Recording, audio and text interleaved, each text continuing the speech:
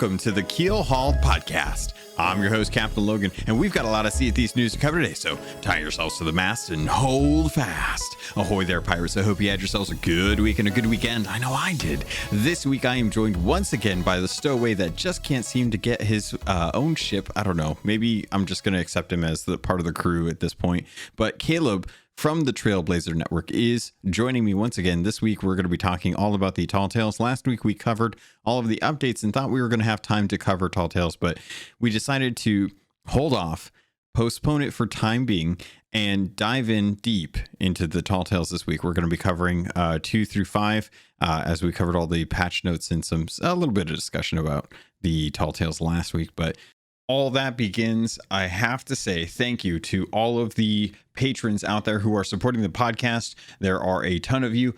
Just a reminder, I think next week we are actually doing the watch along for Pirates of the Caribbean 4 on Stranger Tides. That will be on Saturday. If you are interested and want to know more, check with the Discord. We're going to find some more information in there. I'll post it when I have a time. It should be around 11 a.m. Pacific time. And this week, I have to thank Bentley Beaver, Chateau Neuf, Chris Horn, and Cosmic Johnson, who are all joining us on the helm, as well as taking care of the barrels downstairs below deck. El Jefe Esteban, Trickster, Jabaro 5, and Kazia the Rogue are all on the brig. Lumpy SRQ, Dub Goose, Evil Morpheus, and Xbox Mike are all playing around with the harpoons as they jump off and try and shoot each other with a harpoon as they try and make sure that they don't hit the water.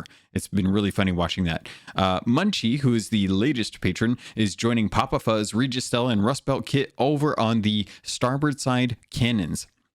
TN Professor, Big Bad Pad, Mina Fairy, and Superjack are all playing with the sails, and they're just raising them and having fun with those. I don't know why they're playing around with the sails. Davram TV, Fergatron, Straw Hat, Connor, Tech Deku are all on the port side cannons. Then we have Windsor Chris and Zamwow as the boarders this week. They're the ones that are going to be heading over to other ships to try and anchor them, get them locked down so that we can take whatever treasure they have. Pirates, if you have any questions, concerns, want to join up with the patron, it means a lot that they support the podcast. Head over to patreon.com/Keelhauled Podcast. If you have any questions or not sure where to go, check the show notes. That tells you everywhere that you need to go to get all the social media information that you could possibly want for the show. One last thing that I did want to ask before we get into this episode, I would like to see if folks have time, give an honest review over at iTunes. Let me know how the podcast is doing. We're doing really well. The show has had a lot of new listeners. And I love to hear feedback on what folks would like to have. So bring that to either the Discord or iTunes reviews, wherever you see a review. Give some feedback so I know how things are going. Everyone seems to be pretty happy right now, but I love hearing what you do while you're listening to the podcast as well. So that's all for this. Let's get into it. Caleb, thank you for joining me once again. Caleb, welcome to the podcast once again. How are you doing? I'm doing good. Why have my own ship when I can continuously just spawn camp you and use yours? That's what I say. I agree, but you're not actually spawn camping me. Unless following me around is considered spawn camping. Is that not what everyone's been complaining about? Just sticking behind you? That's part of it. I think there might be a blunderbuss somewhere in and around that engagement, but it doesn't happen to me, so I don't really know. I have taken one bite out of all of your pineapples and put them back. That's fine. As long as you leave the worms. Which you can feed to the parakeet, which is great and adorable. And if you feed it to a cat, it goes through like a hairball animation that is very gross and very accurate. Yeah.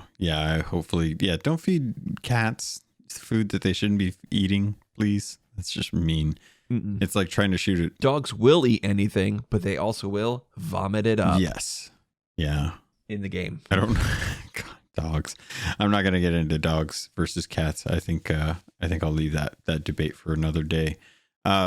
So no one should. There's enough room in my heart for all of them, for all God's animals. What about well, all God's cute animals. I'm not a big bug guy. What about the animals that are the devil's animals? What about them? I've certainly heard that God created dogs and the devil created cats, so maybe. Okay, I'm just wondering where hedgehogs lie in the scheme of things. It's hard to see where they lie because they run so fast. You can't catch That's true. You never really see hedgehogs lying.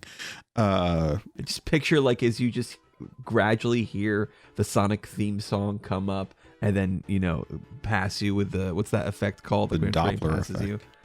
The Doppler effect. That's how you know where hedgehogs are. Well, at some point we're going to talk about Sea Thieves, right? Like that's the goal of the Yes. podcast. Okay. Mhm. Yes, I think everyone's learned here now that you and I haven't been a part of an improv group and probably never should. That's true. That's actually, I have no clue if you actually have been. I don't know if you have. If you have, you've been doing a really good job. I've never been a part of an improv group. I'm just an idiot. So I will happily segue and go on tangents at any given point. I haven't, but I did take an acting class in college because it was fun. Yeah. I did acting in high school and I took courses in college, community college. And then I got B because I overacted, which I think is a real stain on the. Well, I guess they've never heard of, oh gosh, darn it. I can't, my aphasia's hitting me. The guy who was in Lord of War. Lord of War. I don't know who you're talking about, but basically Come on. He was also a Ghost Rider. Oh, we don't need to say his name. It's fine. Okay. We don't need to say his name. It's all right. I don't have a huge hatred for him at all.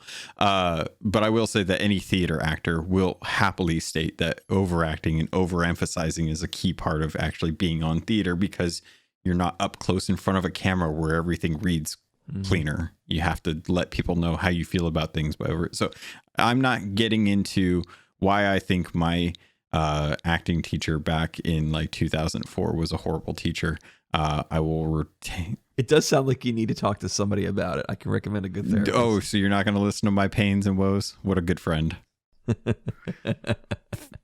Well, I can if you pay me. I got a Venmo. You do have Venmo. That's true. Okay. Well, I'll take that into consideration depending on your rates, and maybe I can get a discount.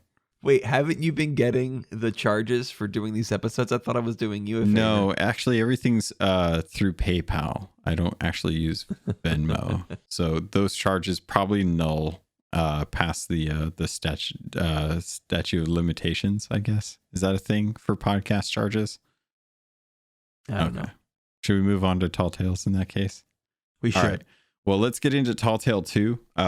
We've been talking a lot about this. We'll dive into it and see if we can come out with some good thoughts. I thought this was a really good one, and I'm looking forward to hear some of your thoughts.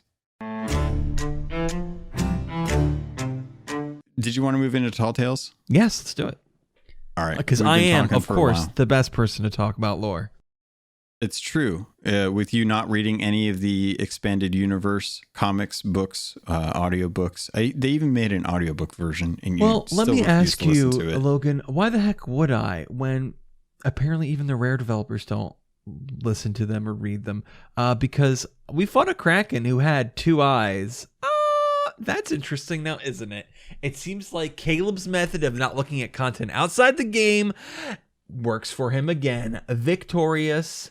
You can shower me with flowers now. I have no response for that, honestly. I would love to understand who this Kraken is and why she's posing as the one that's been in the game the whole time when clearly she has two eyes. I will chalk it up to 3 years worth of development and potentially forgetting a small aspect of the game from the expanded universe. I don't know.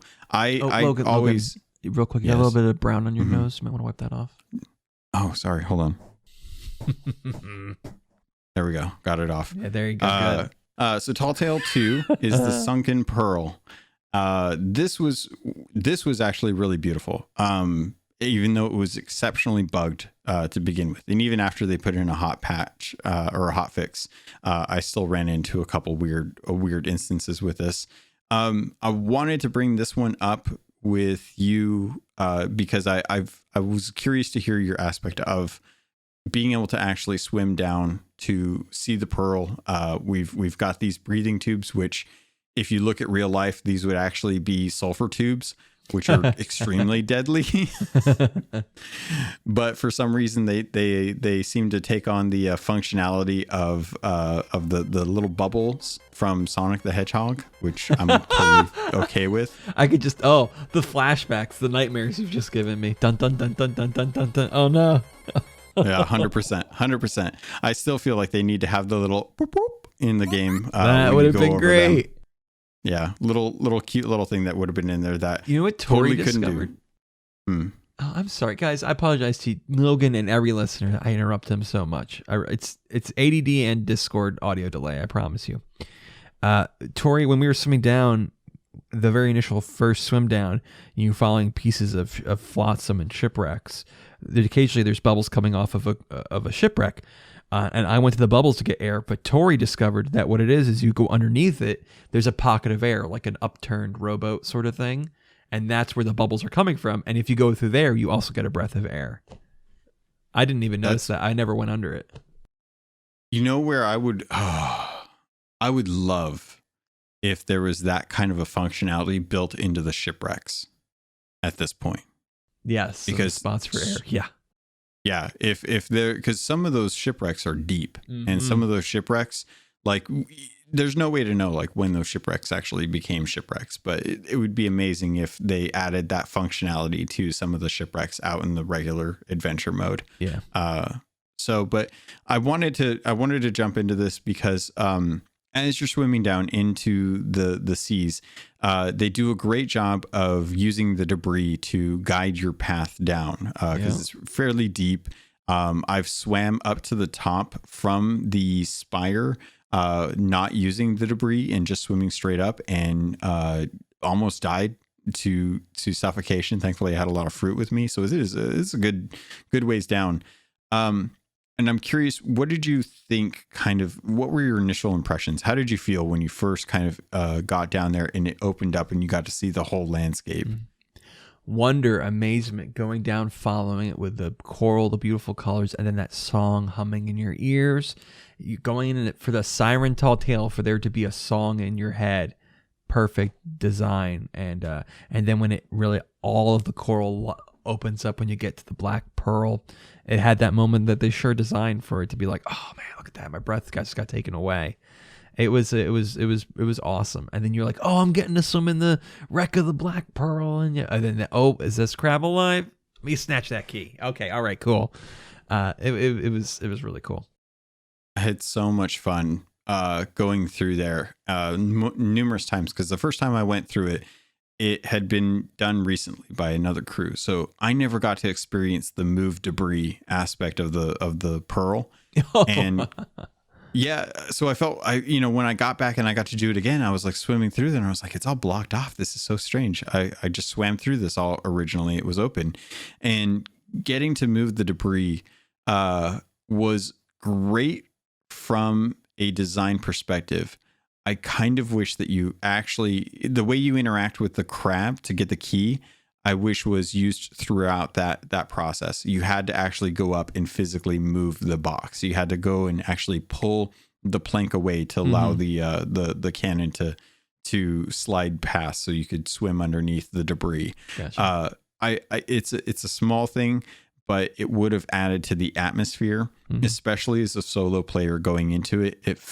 I felt alone, and I felt like everything I had to do was on my own. I can totally see how that would be weird if you're with multiple crew members and you're all sitting there waiting for Bill to hurry up and move the thing just so you can swim under it and stuff. But as you kind of went in, you heard the mysterious voice, and it's very serene. It's very beautiful when it starts out.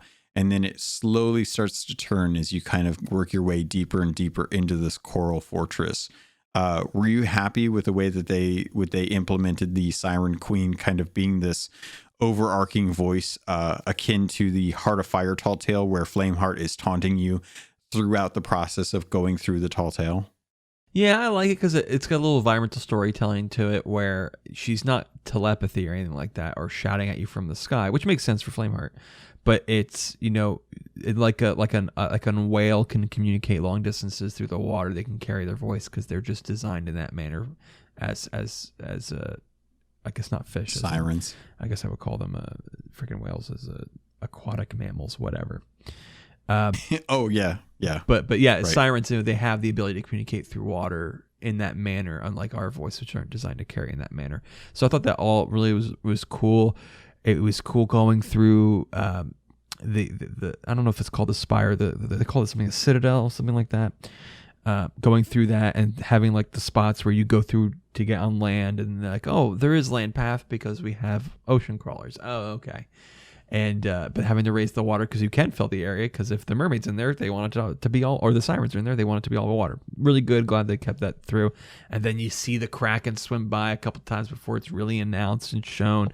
And then right after it's like announced, like the next thing you have to do is to go into open water. And you're like, I remember Tori and I were like, we didn't want to go into the open water. We're like, maybe we should stay here. Maybe something else is going to happen. No, I guess we have to go out.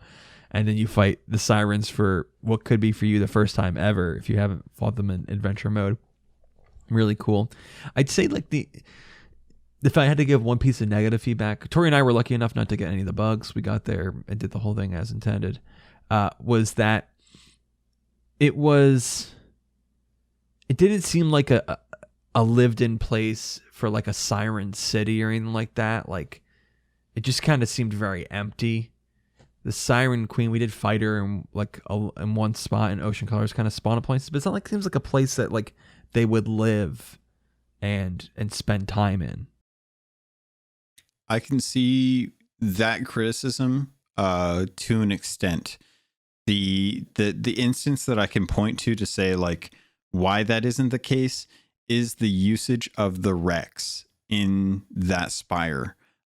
It's clear that the pearl has been chained and latched, and there are huge drag lines down into that cavernous door that shows like this is not the first time that they brought a shipwreck over here. Sure. And a lot of the structures that they have in there are built using shipwrecks. No, there's we didn't catch them during lunch, and there's a bunch of like little sandwiches with tea on tables sitting around, and they're like, oh God, they're here. We gotta go get our tridents. There's not that, but the etchings on the wall prove to me that people have been there. The sirens vacating the area because they're intruders shows to me that they're being held back by the Siren Queen, who is giving us the opportunity to venture into that spire, and that's even expressed in the words as you slowly start to make your way into those first areas where you go in. She talks about how there's a new light being brought to this dark area, and she'll use her power to help illuminate the way. She's anticipating us, and as a result, I imagine that she probably let the other sirens know that she wants to drag us into this trap where she gets to show off this new, because in the interesting thing to me is in the actual caverns, you start to run into remnants of krakens. There's a kraken spine that you use as a ramp. There's a kraken skull in the area right before you're introduced to the kraken body. And it's clear to me that this was a precious thing to them. They kept the body around, and they revere it enough to use its body, similar to the way that like Native Americans used all aspects of an animal. They really valued the things that they had and used them in their construction of their everyday life. And when you see the Kraken for the first time, the Siren Queen mentions how this was a gift from Davy Jones and how they treat it as a daughter to them. And if you look at the etchings, it's clear that they revere these creatures and that they haven't had one for a while. Otherwise, there would be more Krakens out in the world. You can tell by Kraken's Fall, by crooked masts, that most of the Krakens have been exterminated in the Sea of Thieves, and that having this one is kind of a joyous moment for the Siren Queen, because it's a powerful move. It's a powerful thing to go up against ships, to go against pirates. So I having didn't that get moment that from. I thought really she said the gift from Davy Jones was the Black Pearl. Hmm. I'd have to go back to it. I assume that they always had a Kraken because there's always been a Kraken in the game. There has always been a Kraken in the game. And the Kraken that Davy Jones would gift would not look like that. So that is where it ties into the Kraken that Davy Jones controls. See, this is where I have so many questions, because we're literally debating on, is the Kraken that Jones controls the same Kraken that was killed in the Pirates of the Caribbean movies, or was there a different Kraken that he then earned control of? It is because so we know muddled that how the multiples. heck he's back, given that all the movies are canons. It is not very much explained. But even like in the final battle with him, he does the Kraken summon animation to damage your ship, and he says, I don't need a Kraken to hurt you. He doesn't really have control of a Kraken. I think he's definitely referring to the Black Pearl. She's referring to Black Pearls, the gift Davy Jones gave her. But we can replay it and see it again. It's not worth getting hung up on. No, yeah, I totally plan on jumping back in to try and that's the trouble is a lot of the stuff that she says is meddled in metaphor, so it's hard to really pinpoint like what is she referencing when she's talking about the whispering plague or the song being lost or being abandoned by kin, or being what did I say, like abandoned by their former kin who we associate so freely with. Is that merfolk that she's talking about, or the ancients? The ancient people? Like, who are their former kin? Like, kin to me is not the merfolk that are being transformed from pirates.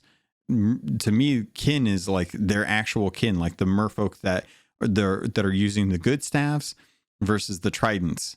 And it's like they butted heads. Like there was a war between the two types of merfolk, the sirens and the merfolk. And the merfolk are the ones that are helping us give back. They're rebuilding our ships. They're sending us back to our ships. And the other ones, the sirens, which are taking our ships, which are destroying them, which are keeping control of the Kraken. It's like I can't tell if there are factions like opposing minds in the merfolk. It's like trying to tell the difference between Mandalorians that are pacifists and Mandalorians that are of Death Watch. There's no clear indication of if that's true. They're all Mandalorians, but like, where's the distinction? Do they wear a helmet that has a symbol on their head? Well, some merfolk do, some merfolk don't. Let me give you from the strangest source a piece of lore. From the patch notes, a dark past has divided those who dwell beneath the waves, corrupting some into deadly sirens. That explains it. So there is a corruption going on. See, this is where that actually feeds into the idea that because the Siren Queen. Okay, I want to jump forward. You're so cute when you get like so excited about the lore. Sorry. No, don't be sorry. It's a compliment. It's cute. It's adorable. So this is how I get. So I want to jump forward. I was absolutely like devastated.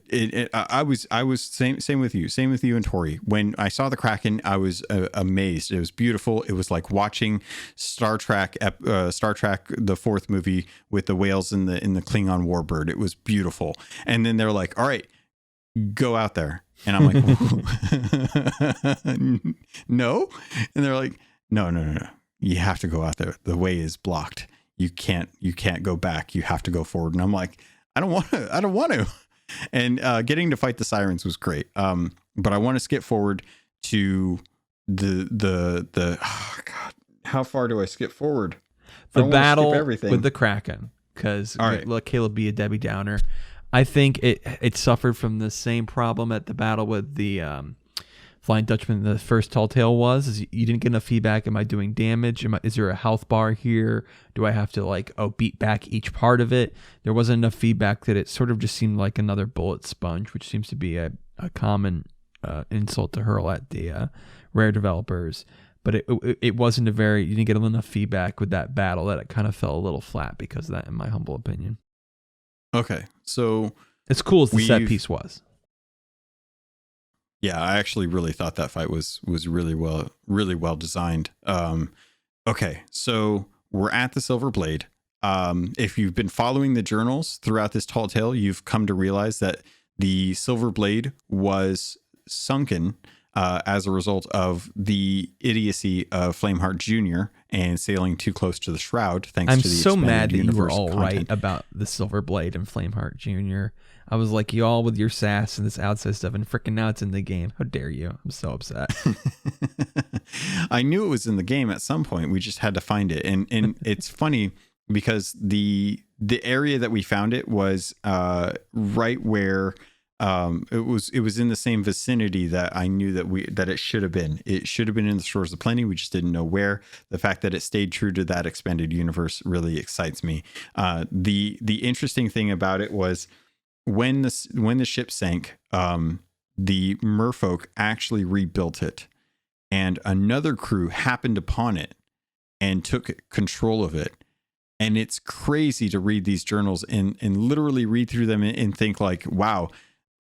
Imagine, I can't think of a good analogy, but imagine being Indiana Jones and finding a cursed artifact, and then having that artifact be dropped at some point, and being then fast forwarding to coming across it as some random person picking it up and thinking, oh, this is cool, I'm going to hang on to this, and not realizing the curse that is impending on this object. That is the Silver Blade. The Silver Blade is now a cursed object. And the fact that this other crew stumbles upon it and thinks, free ship, sweet, and then starts to use it, and then wonder, like, why are skeleton ships constantly hunting down this ship, to the point where they're just like, all right, you know what? Fine. You want the ship, have the ship. If you don't get Carol Ann, but you get to have the entire house. So just suck the house into a hole and move on. I'm done with it.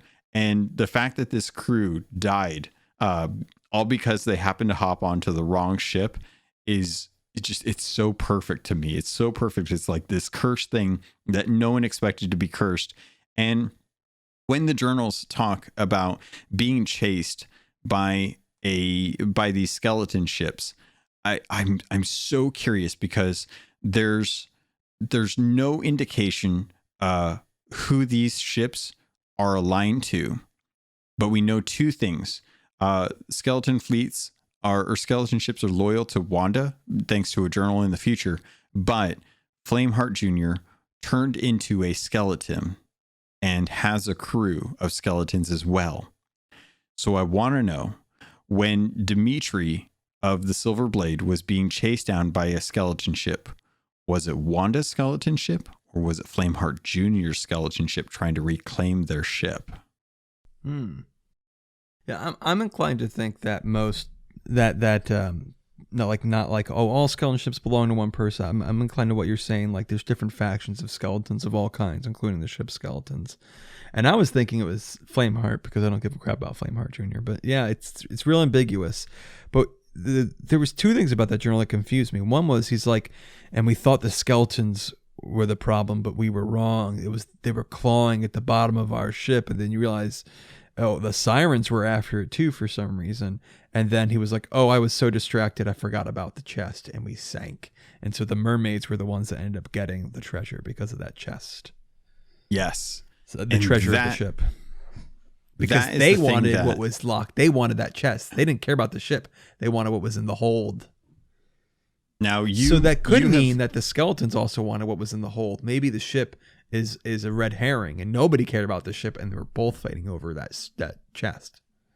So that's where I think it's two parts, because I think it's both. And I think it's both on two different aspects. I think that the skeleton ships that were chasing after the Silver Blade saw that it was the Silver Blade and wanted to get it back, because they were Flameheart Jr.'s crews going after the Silver Blade, but also because of the chest and probably the hatred that came as a result of that chest. Or maybe Flameheart Jr. was going after the chest to try and reclaim it so that no one else could get at it. Or Flameheart wanted it so he could control the sirens. That's a possibility. I've got your too. chest. Do what I say. And there's a good reason too, because that chest is very important to the game. Because that chest, the chest of everlasting sorrow, I think is, and this is part of the game where I run into a roadblock, because I have so many thoughts in my head that I want to get out right now. I'm going to try and have you help me along the path of how I think this works out. You finished up all of the tall tales, so you've seen everything, you've unlocked everything, and you've been in there, right? Mm-hmm. So when you grab the chest, I'll tell you something. I've been there. I've seen it all. And you know what? You know what the sound that scares me the most is? It's not the sound of the kraken screaming, the tentacles coming out. It's the sound of the silence that follows. I feel like that's a reference to Jaws, but I feel like I'm missing it. But yes, I have done all the tall tales. Okay, so when you went into the secret chest area with the sunken chest achievement, there was a bunch of scrawlings on the walls. Mm-hmm. And all of those scrawlings were something that for some reason you can actually translate. I don't know how that works, but apparently you can read scrawls on the walls or scratches on the walls. And the scratches tell a tale of the Siren King and how the Siren King was murdered. The thing that surprises me about this is that it talks about how the Siren King was interested in the people on land. It doesn't say ancients. It doesn't say pirates. It just says land dwellers, and how he was speaking so graciously of the merfolk kin, and how the people on land lured him with a promise. And I don't know what that promise was, but they then bound him and killed him subsequently. And then the Siren Queen, tried to reclaim his soul. And there was a point where she was so close to catching the ship that had his soul, and that she missed it, and that she would never be able to have his soul be set free. The thing that excites me about this is that it ties in so well to the story of Flameheart Jr. and the Silver Blade and Flameheart Sr., because in A Tale of Sea of Thieves, the book talks about how Flameheart Jr. goes out and he acquires this chest, and this chest is a cursed chest, and they leave it in the brig. And when you talk about how Dimitri sailing the Silver Blade with the chest that was still in the brig, hears that clawing, and how it feels like the merfolk are going after it. The sirens are going after the ship as well as the skeleton ships. It tells me that was the Siren Queen commanding her her loyal subjects to go after the Siren King's soul, which is trapped in that chest of ever-longing sorrow. Mm-hmm. And if that still tracks with you, that the king, capital K, that had slayed the Siren King is a reference to Flameheart. And my theory is based off of the Tall Tale journal in Tall Tale 4, where Wanda references Flameheart as the king of Sea of Thieves. No, and I think you've dipped too far. He was just the Siren King. He was the Siren King. When you find his body, he has a crown. She's the queen. It was her king. Killed by... Not Flameheart being the Siren King. I don't know if that was clear. What were you saying then? So in the actual scrawlings, it talks about how the land dwellers king slayed the Siren King. Oh, I see what you're saying. Oh, and the only king that we've ever heard reference of is not any kind of king relating to the ancients, but literally 2 tall tales later, when Wanda references Flameheart Sr. as king, and she would be the queen at his side. He's been called king a couple times. There's even a symbol for it in one of the tall tales. Oh, that's right. Yeah. I didn't consider that, but you're right. He's the only one called king. I did just assume it was some ancient king. Yes. So that's why I think that for the longest time, we haven't had the sirens in the game. I think the sirens are a direct result of stuff. I almost cursed there, of stuff that happened in Sea of Thieves during the times shortly before us playing and during us playing.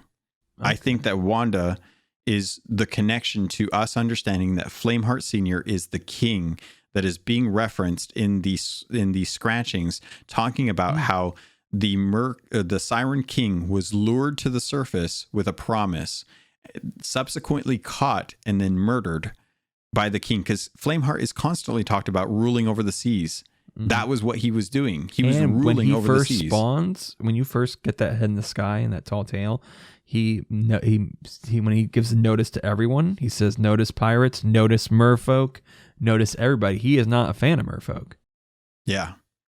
I think maybe you're right. His whole plan from the beginning was either to, his plan is usually to completely destroy. I don't think he's a big control guy.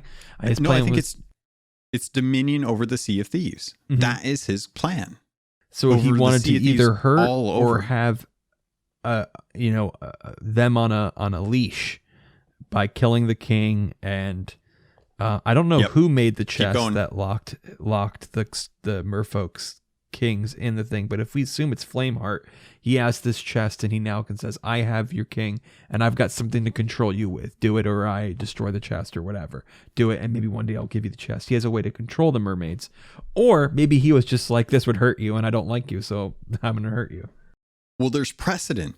There's precedent in that theory because he has created Ashen Lords using from a chest. You're right. Oh my gosh. Chest. You're right. That's his bag. You're right. I think you've cracked it. You've just, I'm over the edge. I crossed the line. Yosemite Sam crossed this line, stepped over Bugs Bunny. I agree with you. It was Flameheart. I think that's the case. And that's what leads me to the theory that Flameheart Jr. is going to be someone that helps us because he was destroyed because of the chest that he finds out from the captain what happened. And that captain is going to try and take over the Sea of Thieves, and that Flameheart Jr. sees all of the things that he wanted Sea of Thieves to be. He wanted to be a pirate. He wanted to come to Sea of Thieves. He wanted to have adventures. He wanted to be like his father. Then he finds out what his father is, and he's disgusted. He's absolutely reviled by this thing that he thought was this loving father that told great tales of the Sea of Thieves.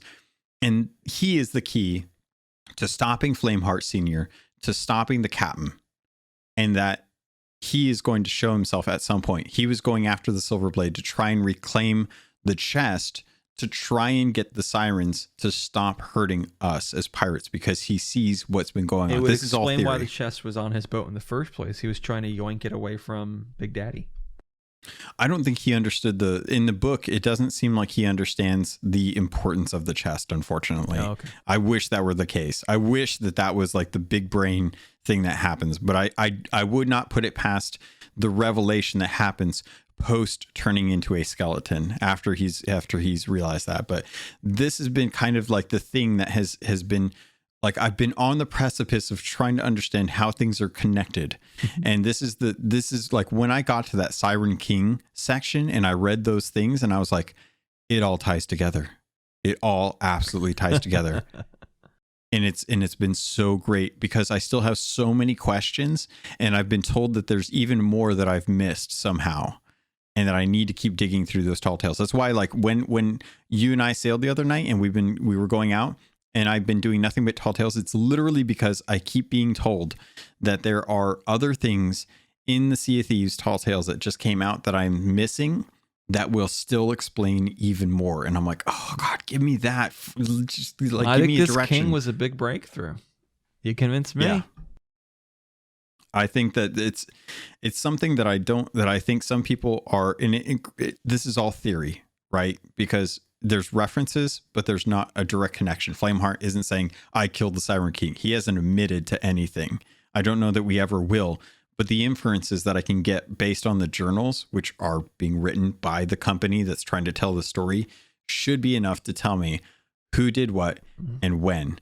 So I think Flameheart killed the Siren King. I think that sorrow that was felt by the Siren Queen was the divergent point between merfolk and sirens. And that's when we started to see the split. That's when they started to lose their memories of what was going on, that loss, that sorrow. And that's why we have sirens in the game who created the ocean dwellers from pirates who were cursed. and then are now being used by Davy Jones because Davy Jones has brought them a Kraken and they have purpose. No, well, specifically, and he they says can they get follow revenge him because he controls the Kraken. I still don't think he brought it. Okay. That's where I'm still trying to grasp at straws here. I'm still trying to get my hands on something firm to really reaffirm some of these theories. But can I mention one last thing about Telltale 2? Yes. Well, two last things. One, it's funny that after all this really depressing story, we just kill the Siren Queen and sell the chest. So I guess it belongs to the Gold Hoarders now, wherever their loyalties lie. That one, it's kind of like a Mr. Freeze thing where it's like, listen, I understand that you've had a lot of sorrow. Not that the Siren Queen is as well written as Mr. Freeze. Mr. Freeze is probably one of the most well written, sympathetic characters next to probably Magneto. I love that analogy, though. I absolutely 100% agree with you on the analogy. I think it's a perfect parallel.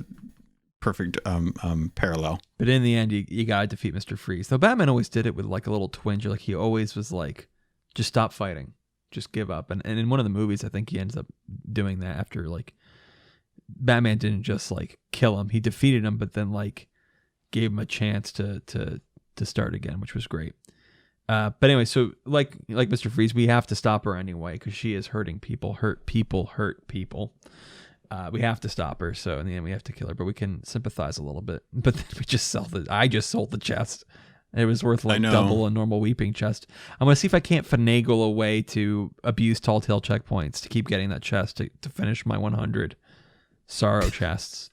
But the last thing I wanted to say was at the very top, you can actually harpoon the flotsam. That's at the very beginning of the Tall Tale, and you can kind of what I heard one forum poster call, you can Mad Max your ship by just harpooning on both sides these huge pieces of flotsam, like massive, and you can even kind of angle them to give you protection from cannonballs. So I think they need to patch that. That's hilarious. That's probably why the flotsam in the Lost Voyages is non-interactable. Mm-hmm.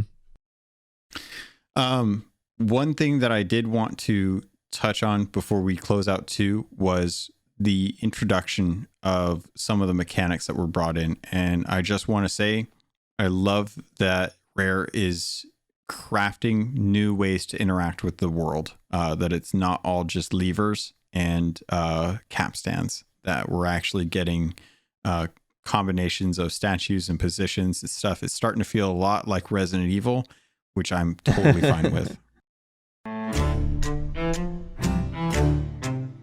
So let's get into Tall Tale 3. This is probably the one that I think most people really kind of got that Pirates of the Caribbean feel. I know you had fun with it. I had a blast with it. But starting off, this is the one that's the Captains of the Damned Tall Tale. I think they did an amazing job to kick it off. But did you want to get us into this and get us your thoughts on it? Yeah, I want to jump right to the city. The city that was the part 3 of like the 4 parts of this Tall Tale is amazing. It's a better Tortuga than I could have imagined, sans other player interactability and like things to do. The song that plays gets stuck in your head. It was legit the first thing in my head when I woke up the next morning. My very first thought was that song. I loved it. I loved it so much. It had like a theme park feel in the audio design. I've said probably too many times that Sea of Thieves has great audio design. Just today I loaded up the game and it was morning in Sea of Thieves and I heard birds chirping much in the way you do when it's morning in reality. They do such a good job with sound design, and in that place it really excels. When you get away from sources of the music, they definitely put an effect on it as if it's far away, and it sounds just like I'm at an amusement park away from some source of sound, of some source of music. It mimicked it perfectly. I really did feel in some ways like I was in a theme park. And hearing like all the things all the NPCs had to say, and like because it was on a loop, it also felt like a theme park. Like, you know, when Barbosa's saying his lines over and over again, you feel like you're going through the ride. It's a wonderful place. I spend my time in insiders in that town if I'm not testing other things. It's just it's I love it. I got a tall tale checkpoint for that town. Oh, that's funny. Yeah, I'm 100%. Once you get to the town in Tall Tale 3, it really does kind of just it gave me the sense of when I would actually go to the ride and wanted to just hang out in that moment. But on the ride, you're always just kind of sitting there, observing and taking in the sights and the sounds and stuff. And you always want to go on that ride again because you never feel like you get to look at everything all at once. You always have to kind of like focus in on one thing. And being able to be in Tall Tale 3 and just hang out there, it was so nice to see everything so lovingly rebuilt in Sea of Thieves based on the rides. And that first moment when you take your ship into the dock for the town, and right across on the left hand side, as always, is the ship of Barbossa, the wicked wench, and he's calling out taunts and commanding orders as the ship is firing upon the actual fort, and the Spanish fort is firing returning volleys, and that's all in the actual ride. But because it's a ride, there's not actually projectiles. It's just like puffs of smoke and lights and stuff, and the animatronics are moving. But because they're in Sea of Thieves, you get that visceral nature of seeing the damage from the actual fort and shooting cannons. And there's actually an achievement in the game to actually return fire from the forts to Barbossa's ship. And I was like, what a perfect way to engage people with the attraction when you can't actually interact with the attraction when you go to Disneyland. It's such a great way to kind of build in that immersion that you can have with a video game that you can't when you go to a theme park. There's even a tunnel that you row through, very much like you would ride through parts of the ride. And as a guy who I have no affection for the ride, I watched a video of the ride just so I could know what was happening. I don't care about that ride. This place was amazing. Yeah. The ride itself has always had a special place in my heart, obviously for the love of pirates, but also growing up, it was a boat ride that you don't really get in Arizona. Growing up in a place where there's hardly any water ever. Being able to go onto I'm the stupid kid that wanted to go onto the canoe rowing ride at Disneyland because I was like, cool, water, boat, not a thing we get in Arizona. Want to try it. And then they you quickly learn like, oh, that's not the fun ride. That's not the ride you want to go on. You want to go on the Pirates ride because that's the one where you don't have to slave while someone yells at you about sights on an island that is completely manufactured. But as a kid, you don't realize that. You're just like, oh, cool, I'm going to go on a canoe. And then they hand you an oar and you're like, wait, what? It's not motorized. Why? It's not like all the others. This hurts. I want to stop. Yeah. My wife loves to kayak, and I'm much more of a wave runner person. We used to live on the Jersey Shore. And give me a motor any day. Yeah, I'd much rather sit in the boat and let the boat drive itself as opposed to me having to row the boat. But you're right to talk about that tavern, or not the tavern. Where am I going? To talk about the rowboat ride. That is kind of an Easter egg in the. It's not really an Easter egg. It's more like a secret. You don't have to do the tall tale completely. Or you don't have to do that aspect of the tall tale to complete the tall tale. Like you can just kind of walk right by it and not even realize it's a thing. But if you spend time there, if you kind of play around with the different elements and the designed parkour of that town was exceptional. I really loved the idea of following Jack as he's being chased around this town and moving the different elements to get up into different areas and having to test whether or not you could jump in this game to get to different areas. It really does lend itself to teaching people like, hey, these are aspects of the game that will help you. They're not the hardest, but it's going to take a little thought into working out how to get from place to place and using elements differently. Not to try and spoil everything on how to do it, but just the fact that it's there was a really nice treat. And I do love the music. Seeing the updated version of the auction was great. You know, back in the day, Disneyland had that ride, and the auction was auctioning off women. They Aha. See, I thought that was the case. And when I got to the town, I'm like, oh, I guess I just didn't see the stuff they were holding. Yeah. No, originally it was okay, good update. Yeah. They the ride updated it in the early 2000s, I think. It was shortly around the time when they were doing the rehash on adding Pirates of the Caribbean aspects to the ride. They decided to change it so that instead of auctioning off a woman in a red dress, they decided to make the woman in the red dress the captain, who was then auctioning off different things from the town. And that character became... It's the gold they want. Yes, we want the gold. Yes. All the voice lines, since they're repeated to me, I just like have them all memorized. Yeah, Captain Red, not since the weaponsmith on, I think, Dagger Tooth, have I ever wanted an in-game girlfriend so bad than Captain Red. She's great. They did a great job of making...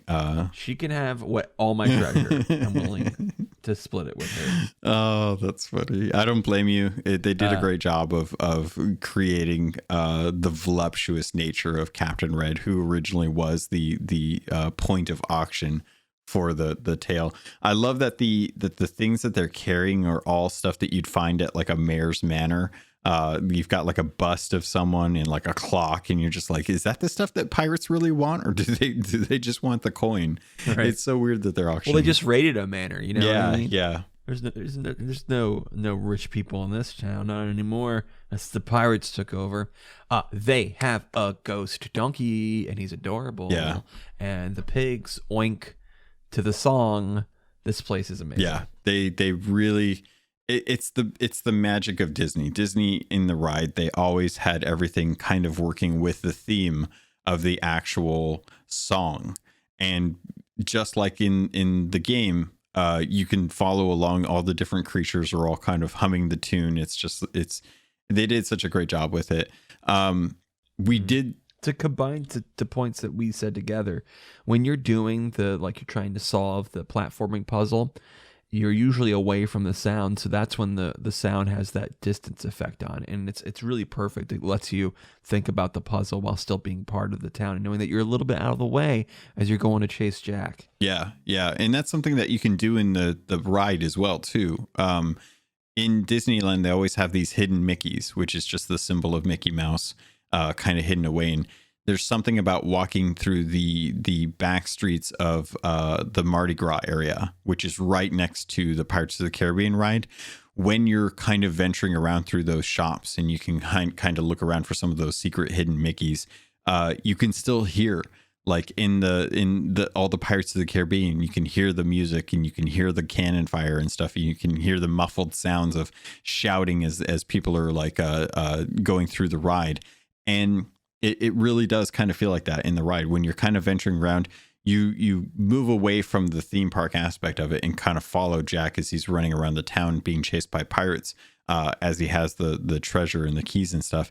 And they absolutely nailed it with this. They absolutely brought together all the things that were great about the ride, and made it in a way that still gives you a sense of exploration. I absolutely love that you can interact with different portions of the Tall Tale, and they're different portions of the Tall Tale. But if you find the secret to unlock the rowboat adventure, and you get to do that loop around the town, you still get to experience effectively what is the exact ride in Pirates of the Caribbean Disneyland, and end up right back where you started without missing a beat.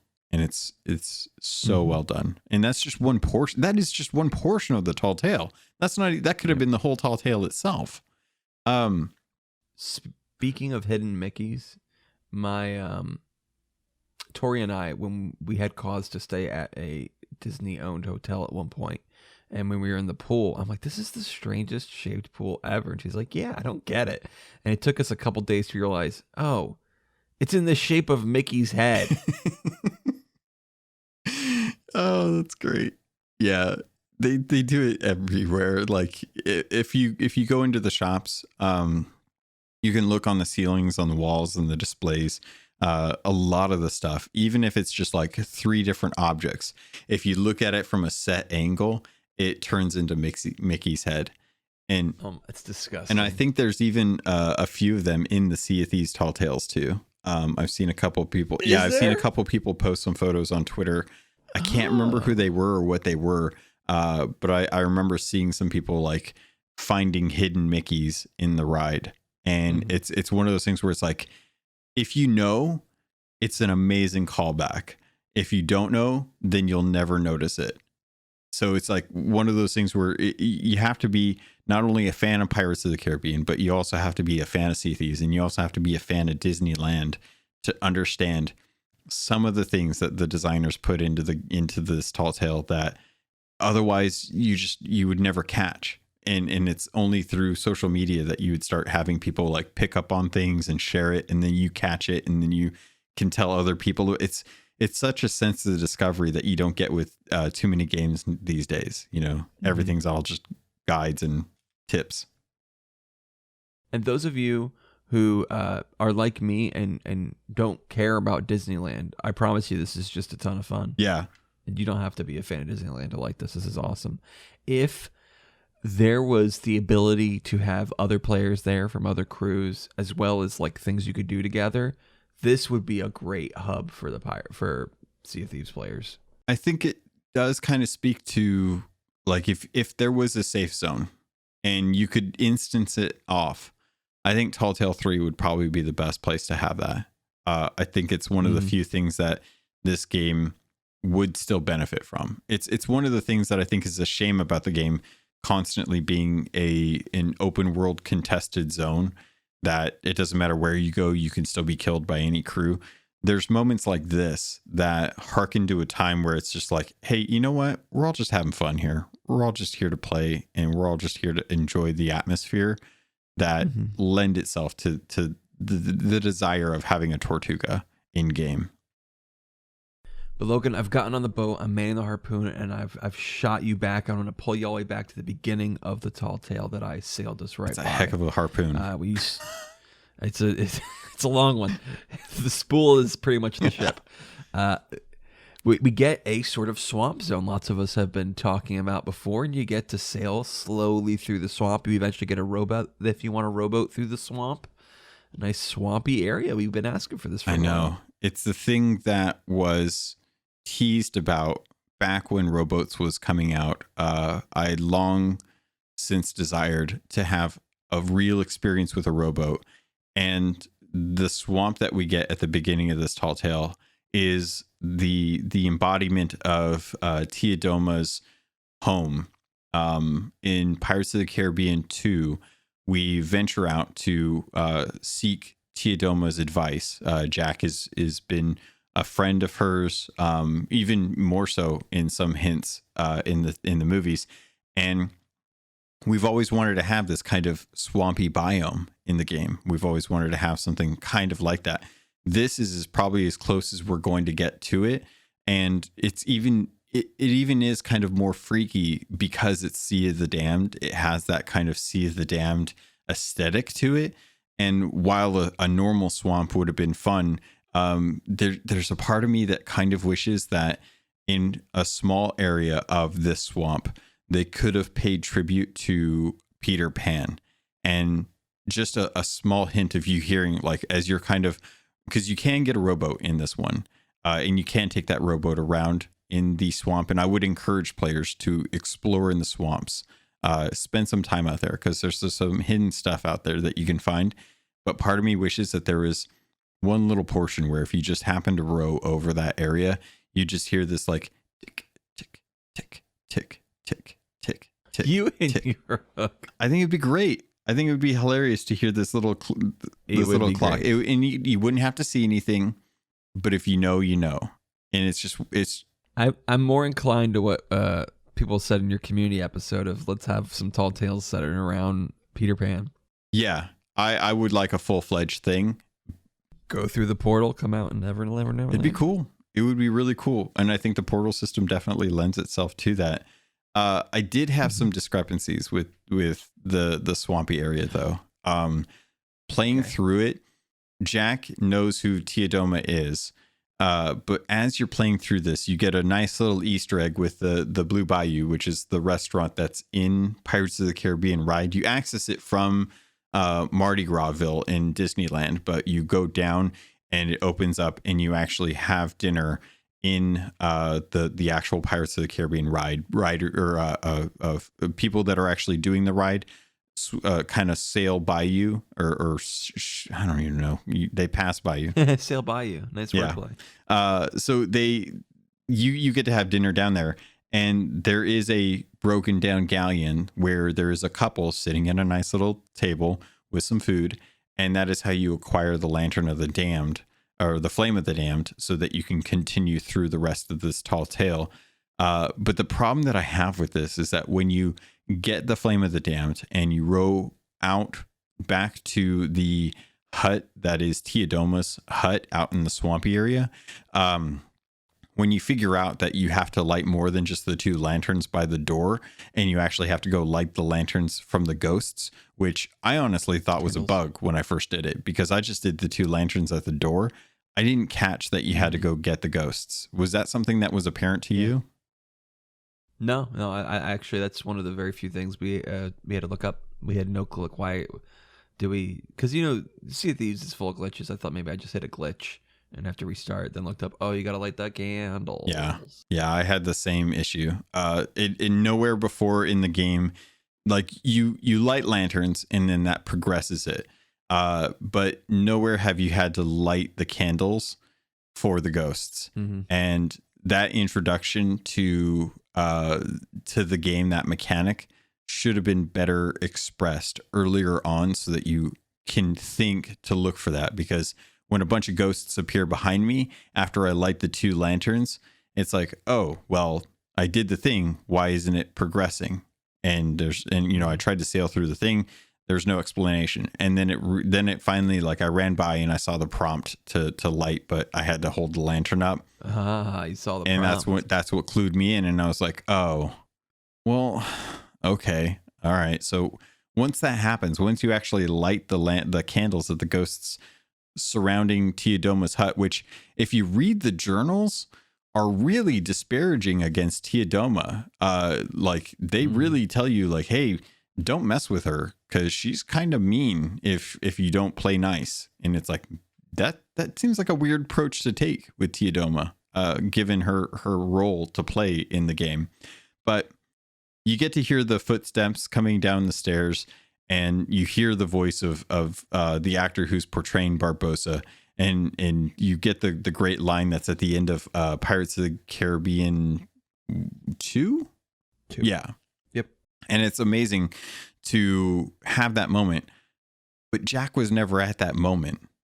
And I have such a problem with that moment because it's like, wait, you mean to tell me that we're going to the Sea of the Damned, that Gibbs has written down all of the moments of Jack's life, and that Jack's life is what is forming these instances of memories in the Sea of the Damned.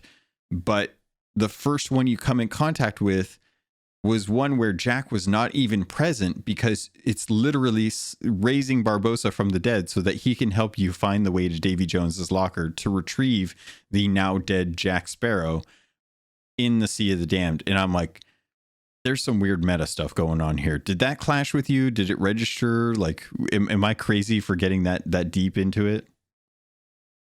Well, I did find it, I was struggling to realize why am I in the swamp? Why did I watch that scene? You're right that it doesn't make sense, because the justification for the whole thing is, the Sea of the Dam is shaped by the people in it, and Jack's in it, and we're trying to find him. So of course, in his wake, we're going to find a bunch of things from Jack's life. And it doesn't make any sense because that wasn't a part of Jack's life. So yeah. The only justification I can think of, and it's a stretch, because in Pirates of the Caribbean 2, Jack dies to the Kraken. He's sent to Davy Jones's locker. And at the end of the movie, Barbossa comes back from the dead, or from being nearly dead, to help you find Jack. And much like the Tall Tales theme, you have to find Jack.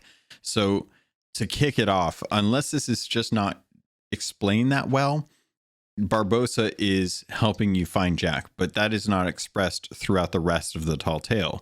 It's expressed in the films, but to kick it off with you being present in a memory that Jack was never present for, to find someone who then doesn't proceed to help you find Jack throughout the rest of the Tall Tale, it's a cognitive dissonance that I had between the lore of Pirates of the Caribbean and the point of the Tall Tale. So that was kind of... Well, you've heard the rule of cool. In the end, if it's cool, who cares? Damn it. All right. I'm very much subscribed to that rule when I make stories. True. Like there are some people who come back, and we had like questions like, how could your city, your futuristic city, have survived off of algae? That's not possible. And I'm like, I'm sure it is impossible, but we thought it was cool. Yeah. So I didn't think that hard about it. I can't blame you on that. And it is cool. So I really have to, I guess at this point I just have to let go and enjoy the ride. That's the whole. Well, there you go. What a perfect phrase for this thing based on a ride. Tori and I, when we came across a lantern that, you needed to light. We eventually figured out that when you light that, you get a journal. But you get there before you get to the source of the flame. And I thought, Tori, this is so cool. We actually have to go back to Tall Tale 1, get the flame, and carry it all the way here. Oh, man. And then, later on we find the flame. I'm like, oh, okay, all right. Well, that would have been cool, I guess. Whatever. Yeah. Yeah. It makes you wonder, like, with Merrick, you had to carry the tail from Sharkbait Cove over to Devil's Ridge, between Mutineer Rock and Devil's Ridge. You had to keep that tune playing that whole time. And then once you got there, all 5 people had to play it so that you could summon the hungering one. And honestly, it would have been a big disconnect, because I think seasoned pirates would understand the thing that you have to do, but they don't introduce that mechanic of lighting lanterns on your ship and then taking the ship to different areas. Because what happens if you don't have time to play Tall Tale 1, but you want to play through Tall Tale 3? Sure. I would have pictured it as some sort of Easter egg that would have appeared, not a thing necessary to progress the Tall Tale. I wouldn't mind that. I think that would be interesting. We also thought the portal was where the compass was pointing, so we spent a long time trying to figure out the portal before we found the flame. Ooh. Teodama's hut and all Yeah. Yeah. I'll be 100% honest. Through most of the Tall Tales, I had the compass. I rarely ever thought to use it. And yeah, most stuff is pretty obvious what you need. Yeah, and I wonder if that's because of the linear design of a lot of the Tall Tales. Like, it does kind of feel like a theme park ride where it's like, okay, I'm going along with the way that they're navigating me. Even going through the town, it's clear all of these boxes and all of these barrels are situated to keep me on a track that it's naturally designed to keep me going in the direction. If this way is blocked and the only open way is to go right, I should probably go right. As gamers, we avoid that immediately in trying to figure out how to go around the blockage to see what's behind there, because his history has told us game designers like to hide stuff in places where we're not supposed to get. Right. Yeah, and that was actually a little bit detrimental, because I was looking around for hidden stuff and circumventing seeing the ghost of Jack, because I didn't want to go where it was directing me, because I didn't want to miss hidden things. And I did like the whole rowboat ride and everything before I came back to the start and followed Jack, and then eventually it brought me there. I'm like, oh, I guess I should have just followed. But I've been taught as a video game player, always, if there's enemies, if you're going in the right direction, stop, look around, because you might not be able to come back. Yeah. The clearest thing Rare told me to do in this Tall Tale was restart my computer, because it kept crashing. The Sea of the Damned kept crashing for me. It happened to a lot of people. It seemed to be maybe something to do with AMD graphics cards combined with other hardware. My wife was NVIDIA. She has a gaming laptop, which is, let's just say, less powerful than my newly built computer. and she was doing fine, but mine kept crashing my whole computer. Oof, and it sucked because this was such a cool tall tale. Yeah, it's one of the pain points that comes with gaming on PC is I was playing on my console. I had zero issues outside of running into tall tales where people were doing stuff before me. Having the hardware designed for, or specifically designed for the game, and having the game designed for that hardware, it lends itself in situations like this, because I didn't have any problems. It ran beautifully, and I had a really good experience. So, and that's a shame, because this is one of the few games where it is completely, play wherever you want, play with whoever you want, whenever you want. There's never any restrictions on your hardware. It can run on most potatoes, but still crash a high-end PC. It's weird. For the sake of time, let me push us forward to the rest of the tall tale. The fort was a fun fight. We first fight with the phantoms.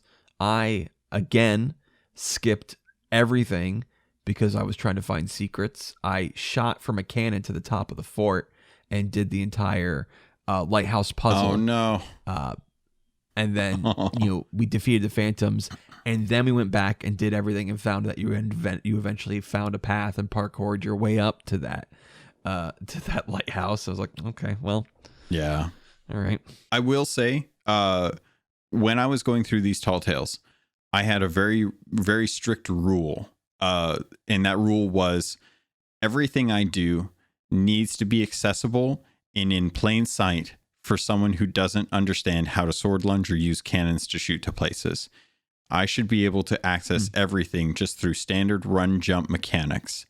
But what about the secrets? The secrets were all discoverable through standard means.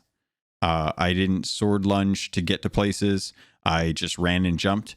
And if I couldn't figure out how to get there, there had to be a design implementation for that, because I assumed that these tall tales were designed for people who wouldn't know how to get around things the way that seasoned pirates do. And to Rare's credit, everything that I could do was accessible through normal means. I didn't have to use a cannon to access anything. I didn't have to use a sword lunge jump to get anywhere. Mm-hmm. Everything I could do was all accessible just by running and jumping. If I had played these on my phone without any tricks or anything, I could have managed to get through everything without having to cheat it. And it's a testament to Rare's playtesting without insiders and designing it properly. So I actually kept that rule, and it probably saved me the trouble of missing out on things, because what a funny perspective. I think because I didn't get enough testing on insiders, I'll say, is why I was able to cannon over. That would have been found and I think somehow fixed.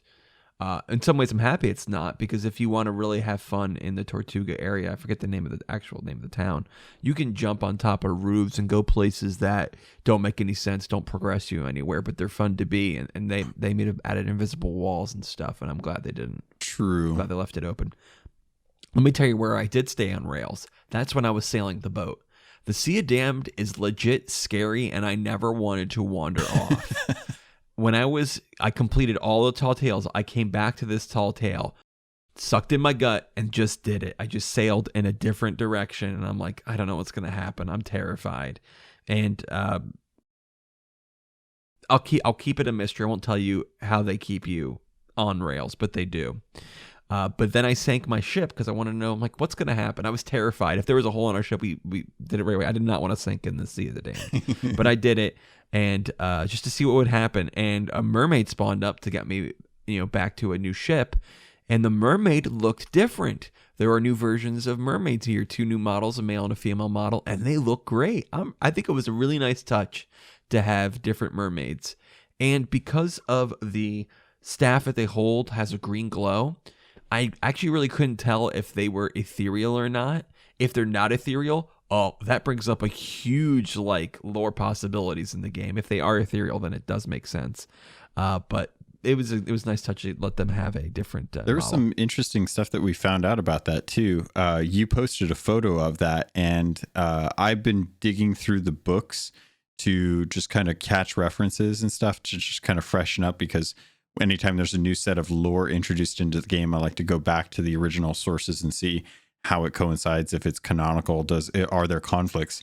And the image that you posted of one of the merfolk that you found actually is reference from the Tale of Sea of Thieves book. There was an image of the merfolk, and the design is exactly the same design from the book that they had. So clearly they came up with a character design and they had it in their back pocket, and for whatever reason they went with the mermaids that are in the game normally for launch, and just held on to this version of the merfolk and didn't introduce it until now, which is a really interesting choice. Like, why, if you designed it, put it into a book and then never implemented it, why now do you introduce that model? And why does it need to be different? Well, I'm glad they did. Yeah. It's nice that they at least changed it up a little bit. I really love the beacon mechanic. What did you think of being able to light the candles, and by lighting or every time you lit one of the torches or beacons, a candle would light up? Mm-hmm. Yep, great feedback that you're doing it right. It's a nice little mechanic. It was nice. Glad it was used twice. So nice they used it twice. Yeah, the reassuring of mechanics in this game was nice. There were so many times where you would do something in one of the prior Tall Tales, and it would pop back up in a future Tall Tale, and I'm like, okay, they're reusing mechanics, they're reinforcing learnings. I think the lighting of the candles for the ghosts was the only thing that wasn't reused, and is the only. I tried to shine them on the phantoms, thought maybe I could do damage to them, but it didn't do anything. I hadn't thought about that, but that's a good idea too. I left out in the water so that when I sailed by, I sailed through the thing. Because it's cool when you're going through the in-between.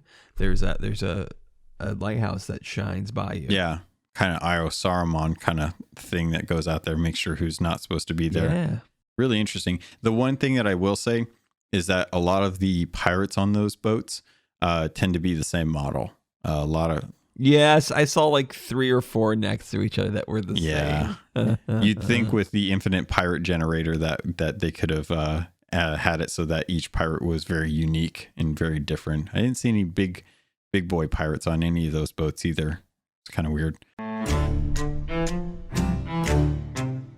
The in-between is really, really cool. I really liked it. It's just a neat little aesthetic. I like how the pirates appear on your ship doing different things. You hear the line from the ride. It's very, very cool. But you guys talked about that in the community episode, so I won't spend too much time on it. The end of that Tall Tale, you go into a nice little tavern. It's a good place for screenshots. It's a nice tavern. It's got a couple spots that are pretty much designed for screenshots. Yeah. I liked it a lot. That's the only point in that Tall Tale that I wish I had a galleon crew, so we could have taken. If it was on the final Tall Tale, that's here. You all gather there and take pictures to say, "Hey, we did the whole thing. Let's take a screenshot to capture the moment." Yeah, I would have loved to have had that opportunity. The cursed captain making a return at the tavern head is on the hearth. Or no, is it hearth? Hearth or plinth? I can't remember. I don't know what you're saying. There's I can't remember what the name of it is. But anyway, there's a word for the thing that's above a door, the top part of it. And the cursed captain from Tall Tale 1 was there greeting us and allowing us passage, even though we are mortals, exclaiming that it's been a few months and that time passes differently in the Sea of the Damned. Very interesting thing to mention, that time passes quicker in the Sea of the Damned than it does in Sea of Thieves. I wonder what kind of implication that holds for spirits, considering that there is a direct correlation between how long you spend in the Sea of the Damned and whether or not you're allowed entry into the tavern or not, because it feels like. Does that mean when our pirates die, they actually are condemned to time in the Sea of the Damned to punish us for our greedy sins, and then we go on to the Ferry of the Damned, and that's when our memories trigger. Because he said, like in the first Tall Tale, you guys might not remember, but maybe some part of it will stick with you, and you'll learn your lesson. And then we respawn. So every time we're actually spending years in the Sea of the Damned being punished, and we just don't remember it. Every time we die and respawn, and we just remember the part where we're on the ferry. Yeah, it's interesting that they went about it that way. There's a bit of lore that's brought up by this that suggests certain souls are considered worthy enough to gain entry to the Tavern of the Damned, and that they will retain their memories, whereas other pirates, like the Curse Captain, are condemned to their own version of the Sea of the Damned, where their memory will slowly degrade over time, which is when you run into spirits in the tavern in Tall Tale 1, or like Captain Bones, or pirates who don't remember who they are or where they've been, and are just kind of stuck in the place that they are. And it's interesting to think that the ferryman is the arbiter of that type of prestige. Like, if you're a worthy enough pirate, then you get access to the Tavern of the Damned, and you retain your memories. And it's like, well, what's the significance of that? Like, we're all pirates. We're not exactly, free of sin. So who determines what glorious status is required to gain entry to that? So I'm kind of curious to understand more the rules of the Tavern of the Damned. But it was great to see the first instance of George and Rose, who from the Tall Tales, who were brought in to the Tavern of the Damned. Obviously, they returned their memories. Eli Slate, captain of the Morning Star crew, was there and hanging out. And Jack, which is finally found, and we find him there, and he is hanging out and talking about how he's happy that he's getting attention from people, and that he's in the Sea of the Damned, and that the Sea of Thieves is a great place. And out of nowhere, Pendragon shows up and calls him out for being a bad captain. And I could not help but think, like, that is Jack Sparrow. That is Disney IP. And here is Pendragon, a Sea of Thieves IP, calling him out for being a bad captain. Now, granted, that's nothing new for Pirates of the Caribbean, but it really did kind of strike a chord where I was like, Rare has a lot of autonomy, again, with the Disney IP. Like, if they want to shine Sparrow in a bad light, they do it. They straight up call him out as a bad captain and tell him that he needs to get his stuff together if he wants to get out of the Sea of the Damned and whatnot. And I'm glad, because Pendragon has always been this paragon of virtue when it comes to saving souls in the Sea of Thieves. And to have him come out and be like, hey, you lazy bum, you need to get your stuff together and help out, because you're the one that's caused all this trouble. And kind of be like, hey, wagging his finger at Jack Sparrow and telling him what's what. It was surprising to have that come from not his crew, but from another captain from Pirates, or from Sea of Thieves. And I had to share that because it resonated so well. It was so nice to see vindication for, like, hey, Jack's not the greatest. And it's nice to have greater people from Sea of Thieves come out and call him out on that. Do you know who the bartender is? Because we talked to him like, hey, what are you doing here? As if we recognized him. And I even Googled the name because I did not recognize him. And it's only a male bartender in the game. Yeah. So this was something that was clued into me from members of the community. Tasha, who is the tavern keep for Ancient Spire Outpost, the one that had big dreams of following Briggsy. That is her father. Oh. And apparently, I have to go back and check, but apparently her storybook is on the back shelf of that Tavern of the Damned behind him. Oh, cool. Yeah. So I don't know about the revelers, though. The revelers behind, who are just kind of playing music, seem kind of anonymous. But otherwise, they seem to have tied a lot of the people who are at the Tavern of the Damned to people in Sea of Thieves, which I love. And it's all in-game lore. Well, it was sweet, and we were excited to see the different characters from Sea of Thieves. It was confusing to me. I thought the whole point of doing the tall tale with that couple was that we got them back on the ferry so they could respawn, and the same with the crew of the Morning Star. So I was surprised to see them still ethereal, and I'm also surprised because I thought Pendragon was, while still ethereal, in our world, doing our world cool stuff, and the fact that he was in the Sea of the Dam, a little confusing for me. Yeah, I think there's some lore there that has yet to be explained, because Pendragon and the ferryman most recently were found to be colluding together, to not to use a word in a negative sense, but that's just the easiest way I can think of off the top of my head. Collaborating. Yeah. So the Pendragon comics came out recently, the Origin comics. No. And in those comics, here we go. Pendragon dies. You know, I tolerated it when you said, hey, there was a book and there was a picture of a mermaid, but here we go. And Pendragon shows up on the Ferry of the Damned, and he meets the ferryman, and he explains to the ferryman that he is the champion of souls for the Order of Souls. And the ferryman says, hey, there's a lot of souls trapped in the Sea of Thieves that I can't get to have them to have them move on. Can you help me get those souls? And Pendragon says, yeah, I can help you get those souls. So Pendragon is sent back to the Sea of the Damned with the understanding that he is going to help the ferryman get souls from the Sea of Thieves to the Sea of the Damned by releasing them, because souls are trapped in objects in Sea of Thieves. We see this with Flameheart's skull. We see this with his crew in the chest of the flame chest, the rage chest at the end of Heart of Fire. His whole purpose is to release souls from the trapped objects that they are in Sea of Thieves, so that they can meet the ferryman, so they can either be brought back to life or move on to the Sea of the Damned. And I think the crew of the Morning Star is intended to move on to the rest of the Sea of the Damned. I don't think that they were intended to come back. With George and Rose, that's an interesting thing, because I'm not quite sure like where that actually like is intended to go. Like they're reunited. It never feels like they were intended to stay in the Sea of the Damned, or they were supposed to come back. It felt very kind of foggy as far as like their intent. But it's interesting that changes.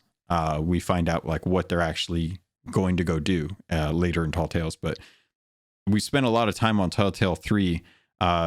You want to take a break, and we'll jump into Tall Tale 4 after the break?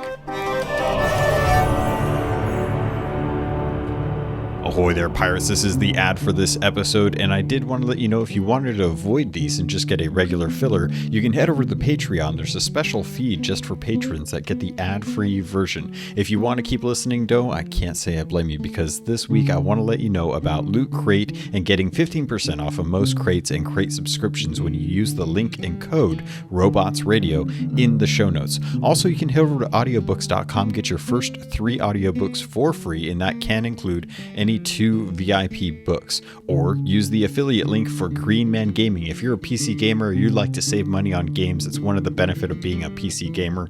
Head over to Green Man Gaming. You can get codes for Steam, Epic, any of the different stores that they have deals going on. They have deals going on all the time, and if you plan on buying there, please consider using our affiliate link. All of that goes straight to me through the network. Thank you all so much for everything that you do to support this podcast. It means the world to me, and I continue to try and improve the quality and the content for you. With that, pirates, let's get back to the show.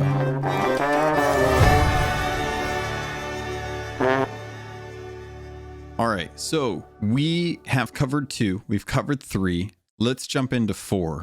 Oh boy, this is going to be a pretty important one for me, at least. And I will try to do my best not to gloat too much.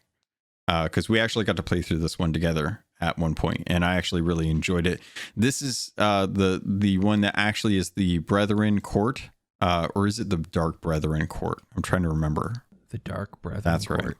So much like the Brethren Court that was held in Pirates of the Caribbean 3, when they decided how to deal with Davy Jones and the East India Trading Company. Davy Jones is now crafting his own Brethren Court at this coral fortress that can be found in the northern hemisphere of the Sea of Thieves, the northern portion of the Shores of Plenty. It is surrounded by storm. It was crafted by merfolk or sirens, and Davy Jones is using it as a way to be on land without actually being on land. The nature of the structure seems like it's such that he can be there without it technically going against his oath. I don't even understand how this works. Can I take a quick tangent to discuss how Davy Jones is able to be on land in the Sea of Thieves, where he's not supposed to be able to set foot on land once but every 10 years. Yet the coral structure enables this due to the nature of the coral structure. Yet in a future tall tale, Calypso expressly says that he is no longer oath bound to his thing. So is he still cursed at that point, or is he? I think it's just part of the curse. Okay, because that's just it's a weird thing that like the curse makes him fishy, and the curse is he can't touch. Okay, land. but he doesn't have to. He doesn't have to ferry souls to free himself. No, it's not about whether or not he can ferry souls. It's about whether or not he gets to keep his power. Okay, that's so strange. Hey, you wanna step on land, do it at your own risk. Yeah, it's such a strange thing. It's like the ghosts in the newest Pirates of the Caribbean. They can't touch land, or they dissolve and die. I mean, they can physically do it, but there's a big consequence for it. So I assume there's some big consequence if Jones touches land. It's really bad heartburn. Getting into no, don't. Do you know how big an octopus's heart? Don't even humor that. That was such a bad joke. The Dark Brethren. This tall tale was probably my favorite, even above Tall Tale 3. And a lot of it has to do with the design, with the lore, with the set pieces that they give you, and the reveal at the end, the prestige that they give you, the twist that you never saw coming except me. I know you want to talk about Duke being my fault, and I'm kind of jumping the gun on this to try and defend myself, because I don't think that one person could really have swayed it so much to cause this. No, pause, stop, red light. First off, stand up, be recognized. I am 100% convinced Duke is a Dark Lord because of you. I just realized that it sounded he did it because of you. No, I mean in a positive way. I think Rare heard it over and over again and laughed to themselves and said, "Let's do it." They talked about it. They said, "Let's do it. I think it'd be fun. Let's do it." I think it's 100% because you kept railing on it. You kept bringing it up, and Rare threw you a bone. I think it's really cool, and I think you should be proud and excited, and maybe a little bit honored in that, because I think it's 100% because of you. It would be quite a coincidence if they just thought about that, and it's completely because of you. 100%. I hadn't considered it that way. I always considered it as in they thought of a cool way to do it, and it happened to coincide with my ramblings. If it is actually because of me, I don't think I'll ever know, but that would be one hell of an honor. I don't think you get a little writing credit in the credits. That would be insane. It would be absolutely insane if I was actually the one that had pushed for so long to actually have them say, like, all right, you know what, this will actually appease Logan. It'll be a great twist for the community because no one believes him, and he'll have that one moment where he'll get to say, like, vindication. Yeah, the vindication. So if that's the case, I am truly honored and humbled by the fact that you would actually, give that to me, that you would actually give me the satisfaction of knowing that I was the one that caused Duke to go bad, at which case he totally deserves it because he was always bad. That's where I disagree with you. I don't think Duke was always bad. I think Duke is the example of what happens when you keep kicking a man who's down. He eventually kicks back. Hurt people. I think that's what happened to Duke. Everyone just kept, I'm not saying like you on the podcast. You're outside of this world in the Sea of Thieves. You'd be a paradigm of it. But in Sea of Thieves, like he got betrayed. He got kicked out of his own group. He was trying to belong to somebody, trying to belong to something. And he finally found it. Hey, if you won't let me be a part of your club, okay, well, I'll be a part of my own, or I found this one. And I don't know how evil his heart is. There's plenty of examples in storytelling and in life of people who aren't quite evil or bad people who join bad causes because they belong. I mean, just picture any teenage kid who joins a gang just because he wants to be a part of something. He wants to have familiarity, protection, any sort of these things. I think that's where Duke stands. I heard one of your community members maybe say that maybe he was possessed because his voice sounded so different. I sort of thought that too. Then Wanda's journal said that he heard the siren's call was lured down. I'm a little confused at what he brings to the table. Everybody, every member of that brotherhood it brings something to the table. Aside from him, I'm not sure exactly what he brings to the table. He brings confidence and trust. This meeting is a meeting in confidence. It is not something that was intended for the eyes of other people. Had we not ventured to the Coral Fortress, we would have never seen this meeting, and I think that things would have gone according to plan since after the meeting. I think us interrupting the meeting, or at least arriving to overhear the meeting, will cause for things to spiral out in a different way. So what he was bringing to the table was the thing that he was always bringing. He was bringing pirates a sense of adventure to do things that pirates would go along with because they would get stuff out of it. And makes sense. I see. He's their face. He's the party face. Yes. No one else can talk to pirates. One's a skeleton who has to wear a mask, and at this point, her gig is up. We all know who she is. One's a Davy Jones, the other one's the Gold Hoarder. Like, it has to be him. He's the only one who can actually look us in the eye. Yeah, and so many people love Duke that he is the perfect guise for manipulating us. He's sympathetic. We all feel bad for him. Yeah, which is wrong. You should always question why he's asking us to do things.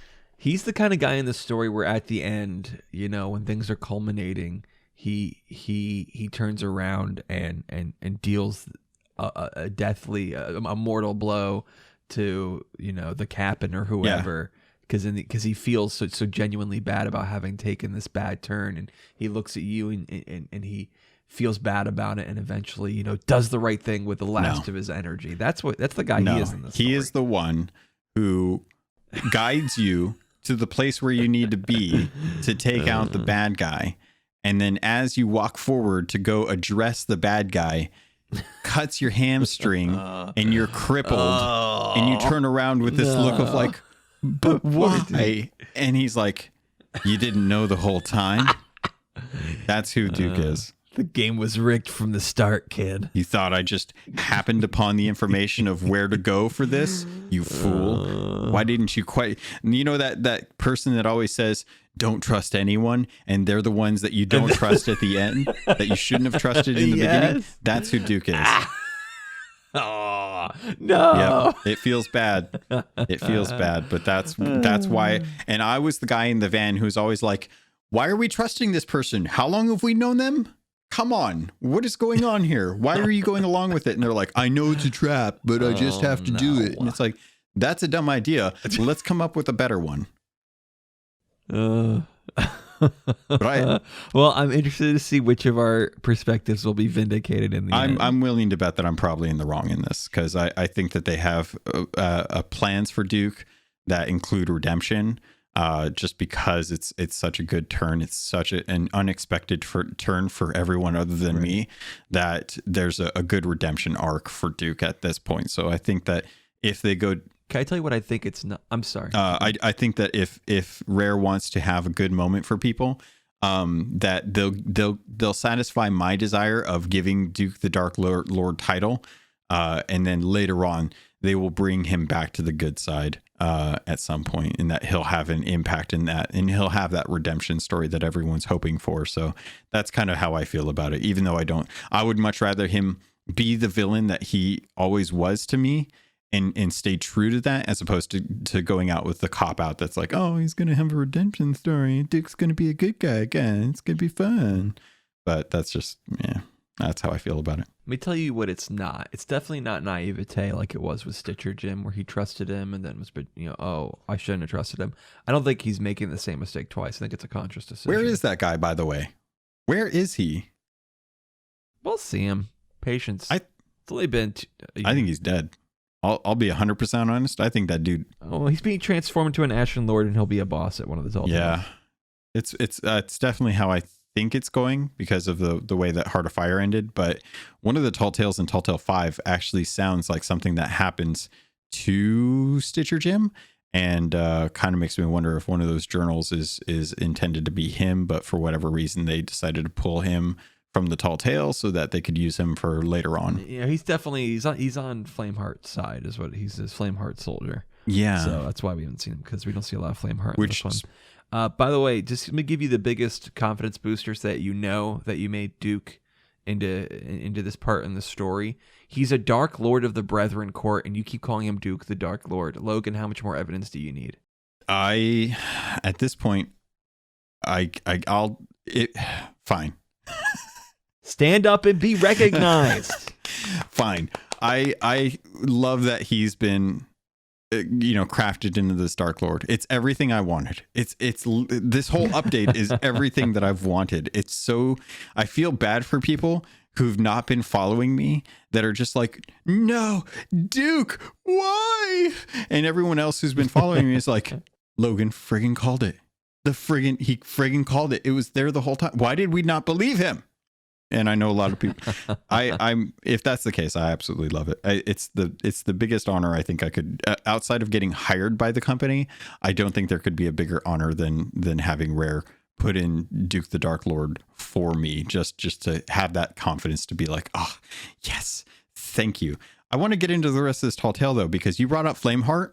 And the journals for this Tall Tale are absolutely insane. They blew my friggin' mind. The first one that you helped me find blew my friggin' mind, because it literally talks about the one thing that I've had in the back of my mind this whole time. And I'm trying to find it so that I can read it verbatim, because it's so cool. It's so cool that they actually did this. I didn't think they were going to dive into Wanda's story that much, but the first journal says it is unclear who wrote this journal, which I read out loud to you, and it was great. But it says the need for hiding my face will soon be gone. And immediately I was like, oh, this is about Wanda. And it says, I wrote those words on what I believed would be the eve of my greatest triumph, earning me a place at my love's side. Wanda, loving Flameheart. Absolutely love it. I had worked ceaselessly to bring you back from beyond the veil, hearing your whispered words as I struggled, enthralled by the prospect of reigning as your queen. As your battle raged on, I came to realize that there would never be a seat for me at your side. Like Stitcher Jim before me, I had unwittingly served my purpose. Now I want to pause on this, because the line, like Stitcher Jim before me, I had unwittingly served my purpose. So with Stitcher Jim being unwittingly serving his purpose, I don't think Stitcher Jim is alive. I don't know that he'll become an Ashen Lord. I think he's just dead. I think no, he unwittingly is becoming an Ashen Lord. But he would hold purpose after that though. He would still have purpose as an Ashen Lord to Flameheart, because all of his Ashen Lords are brought back as a result. He's unwittingly serving the purpose. But it says no, he's definitely becoming. But it's past tense. It says, like Stitcher Jim before me, I had unwittingly served my purpose. Yeah, because in that Tall Tale, he's like, "What? This isn't the way I thought it was gonna happen." And Flameheart's all like, "Oh, of course. You think I care how it's going to happen? Or the power comes without pain, or whatever the heck he says." Yeah. All You right. know, he's it's just, I will look forward to seeing which way it goes, because I still have a feeling that Stitcher Jim served his purpose, much like Wanda now has. And while he may not be dead, he is no longer. you know, she's just smart enough to quit before she gets to where Stitcher is, where he can't go. There's no going back. He's now culminating into becoming a monster for Flameheart. And she's like, I'm gone before I lose my autonomy. Okay, I will then counter that with the rest of this journal, where it says, "Then came the day I confronted you, confessed my love to you, and demanded proof of your devotion to me. Your laughter froze my burning blood to ice." She didn't leave before it got to that point. She literally confronted him and demanded proof, and then he laughed in her face, and that's when she realized she had served her purpose to bring him back. Mm-hmm. Yeah. It says, "Flameheart, my king," and king is in single quotations, which to me suggests that is the connection to the conversation that we had with Tall Tale 2, the confirmation of him being the king that kills the Siren King. He's regarded as a king. "Flameheart, my king, I will take great pleasure in annihilating Sea of Thieves as you watch helplessly from the heavens. You shall have nothing left to conquer."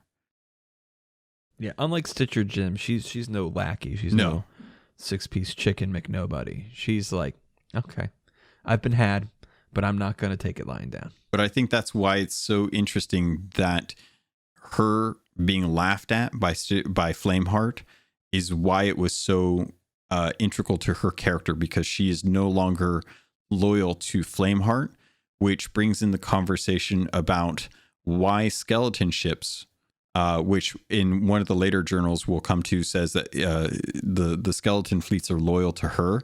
Why skeleton ships go into combat with Flameheart ghost ships, because there is a love lost there. Yeah, I've always been wondering that. Yeah, I think it's a... Rare at one point said that they made a conscious decision that they attacked each other for a lore reason. It didn't stay the lore reason. And once we learned that, I'm like, finally, we've gotten. Yeah. One thing that Rare does really well is they build in purpose before explaining what the purpose is. And you witness it and you question, and those questions usually get answered, but usually not when you expect them to. And this Tall Tale, the journals alone are 100% worth reading. If you skip any of the journals, skip all of them except for Tall Tale 3 or Tall Tale 4, because genuinely the lore implications in these Tall Tale journals is insane. It's so worth actually doing it.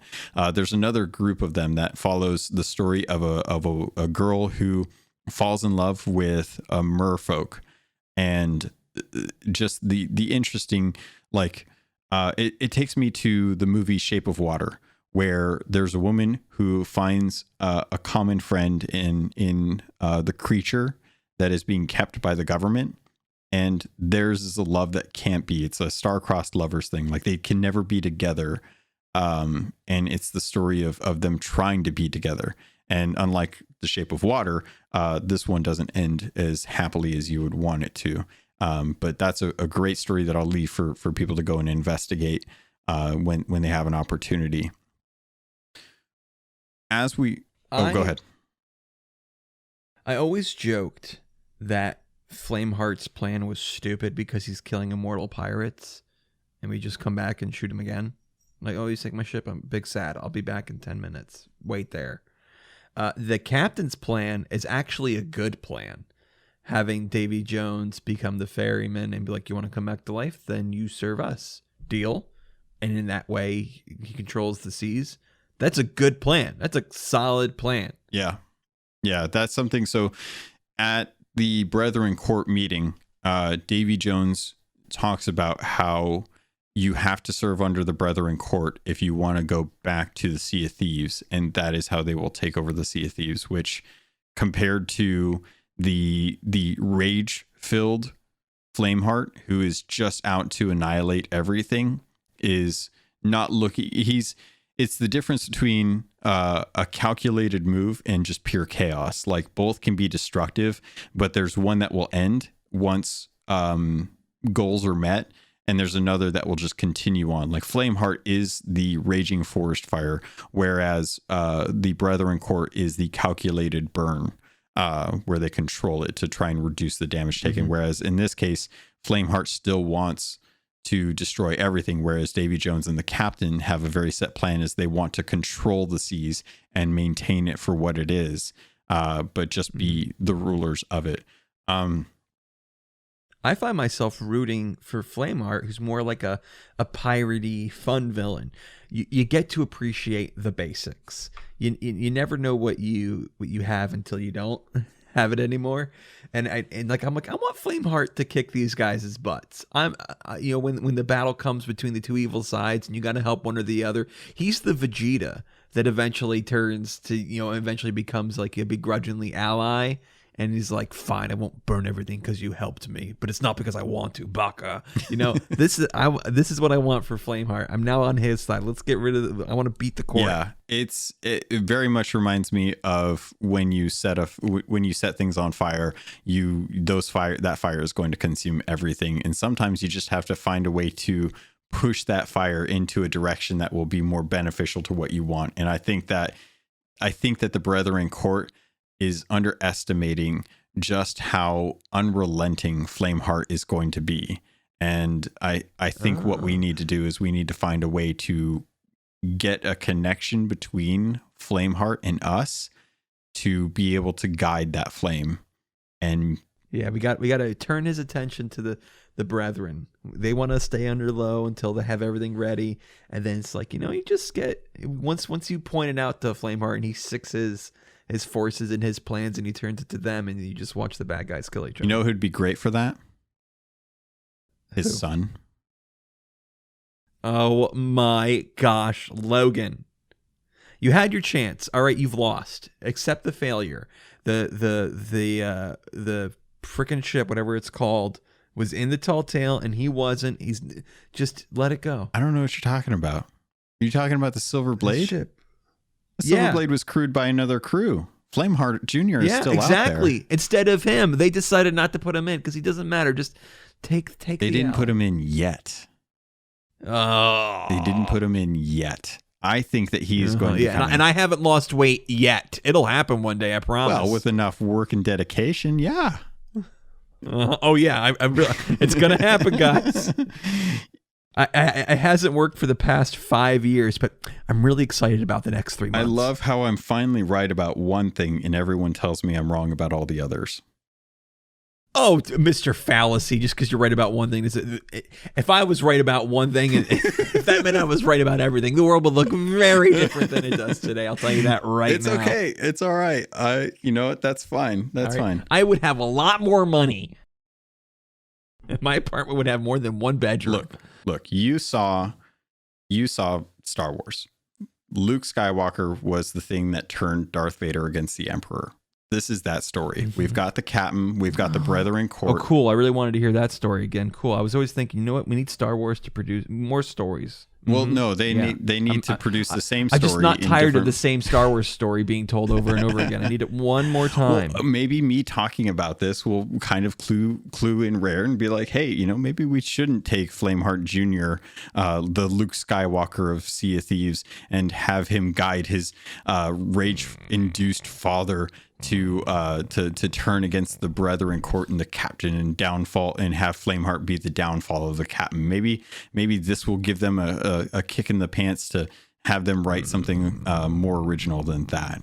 Because as far as I can tell, that's the story that we're going down. And I don't know if that's what I see. That's just the way the chips are falling on the table. That's how the bones are laying out on the table. That's what I'm getting from this. Because I still full-heartedly believe that Flameheart Jr. will be a good person to us. How do you think the Gold Hoarder came back? He's all like coralified. I don't think that we destroyed him 100%. I really don't know. And I think that's the thing. We sold his skull, but his skull looks the same here in the tall tale. It does. It's a really interesting conundrum because it's expressed that evils will return. And I 100% believe that, but it seems like much in the way that the Coral Fortress was crafted from the Sirens, the Gold Hoarder was brought back because he was needed, and that Davy Jones asked the Sirens to help with that, using the cursed gold that was being used or being found in and about like shipwrecks and things like that, and coral from the Sirens, and that they use that as kind of a bonding agent to bring him back.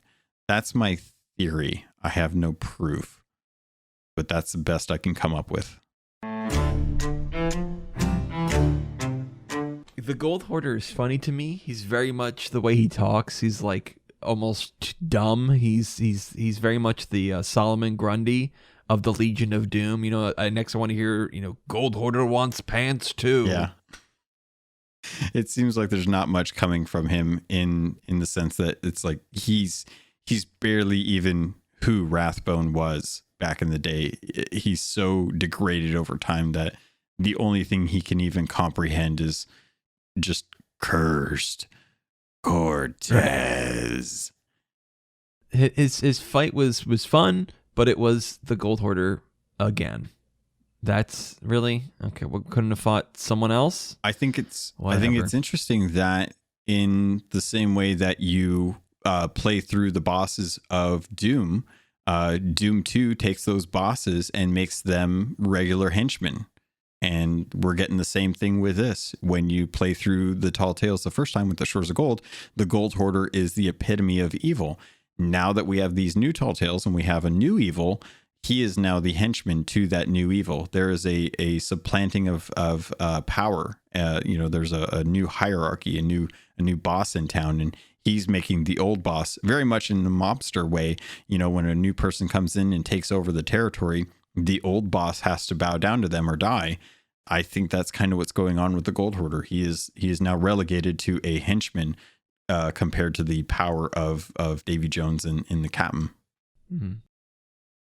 Well, to navigate away from the lore for a little bit, the Tall Tale, the fight on the Flying Dutchman was amazing. I really like the topography of the Flying Dutchman. Oh, man. Really fun. The undercannons that are through the portholes are Rare laughing at us, and I love it. Oh, you want porthole cannons, you big dummies? Here you go. Hey, did you like it? Was it fun having a range of 3 degrees?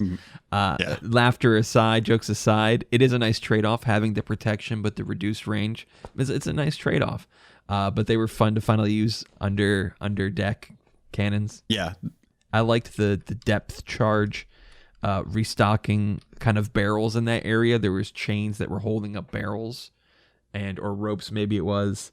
Though that was a great like visual way for those barrels to be there. They kind of look like depth charges. Really like that a lot. The chains in general throughout these Tall Tales, we got so many chains, and all of the chains were tethered to things in an indication of either keeping them in place or pulling them around. Like, how many anchors did we see in these Tall Tales in a game where we don't have chains and anchors. On any of the ships? It was great. I love the design of the fight. I love the wave-based mechanics. It's a thing that we're used to, but it's built in a different way. It's given us a chance to play around it with, like you said, cannons that we've constantly like, we need gun ports on the ship so I can shoot from below. And it's like, that's not fun. That's not fun at all. Like there's no fun to that. You got to be side by side with ships to get anything done. And that's, good luck with that. There's a reason. It did make a fight against Davy Jones in the final Tall Tale. Like when you got our broadside, that's a 10 cannon broadside. Oh yeah. But luckily you have to be on the broadside. He didn't have as big a range. Yeah. It was a trade. The broadsides in general during the fights against the Dutchmen are just like, they're scary, man. Like they're in a sloop. When 10 shots is enough to sink a ship, if they're regular holes, like that is not a thing you want to go. Like I'm so glad that fight goes a little differently in the actual Tall Tale, because I would not want to come against that. There's a reason why that sloop is nimble, and you do not want to be on the broadside of that. The murals. I like the storm. Oh, you want to go into storms first? I like the storm that was around it's a quick sentence. I like the storm around the fortress, how it didn't actually shake your ship or take the wheel away or fill you with water, but you still got the bobbing up and down and the nice environmental piece of this. Oh God, it felt so nice. It felt like being in It felt like being in the, oh God, I'm forgetting the name of the movie.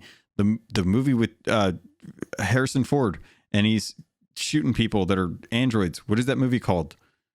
The Blade Runner. Yes, it feels like Blade Runner, where the atmosphere is it's raining all the time, and no one really takes it into account because it doesn't really impact anything, but it is present and just leaves the environment, and not having to bail your ship or worry that your ship's not going to be there at the end of the tall tale because the water doesn't ever impact it the way that a normal storm does.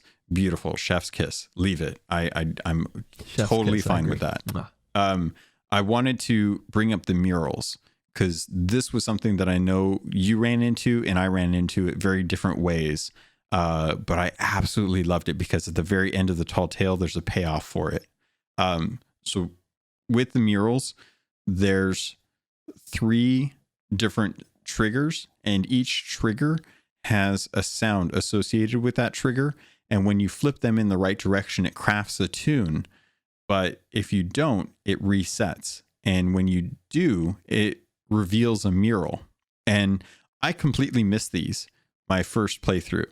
And you came with me on the second time to help me out with the journals. And I came across one of the levers and I hit it. And I kept hitting it. And nothing happened. And I couldn't understand why nothing was happening. I was looking on the wall, nothing changed. And you clued me in that it wasn't the only one. And that's when it clicked for me. But what was your experience with the murals and discovering those? So there's a really tall room, and it has 2 sets of switches, so a total of 6 switches. We found 4 of them, and between the 4 of us we were a galleon crew, we're throwing them. Well, none of the 4 that we found was the first one, so none were staying down. So we just had 4 switches that when we flicked them, just made a sound, went back up, didn't do anything.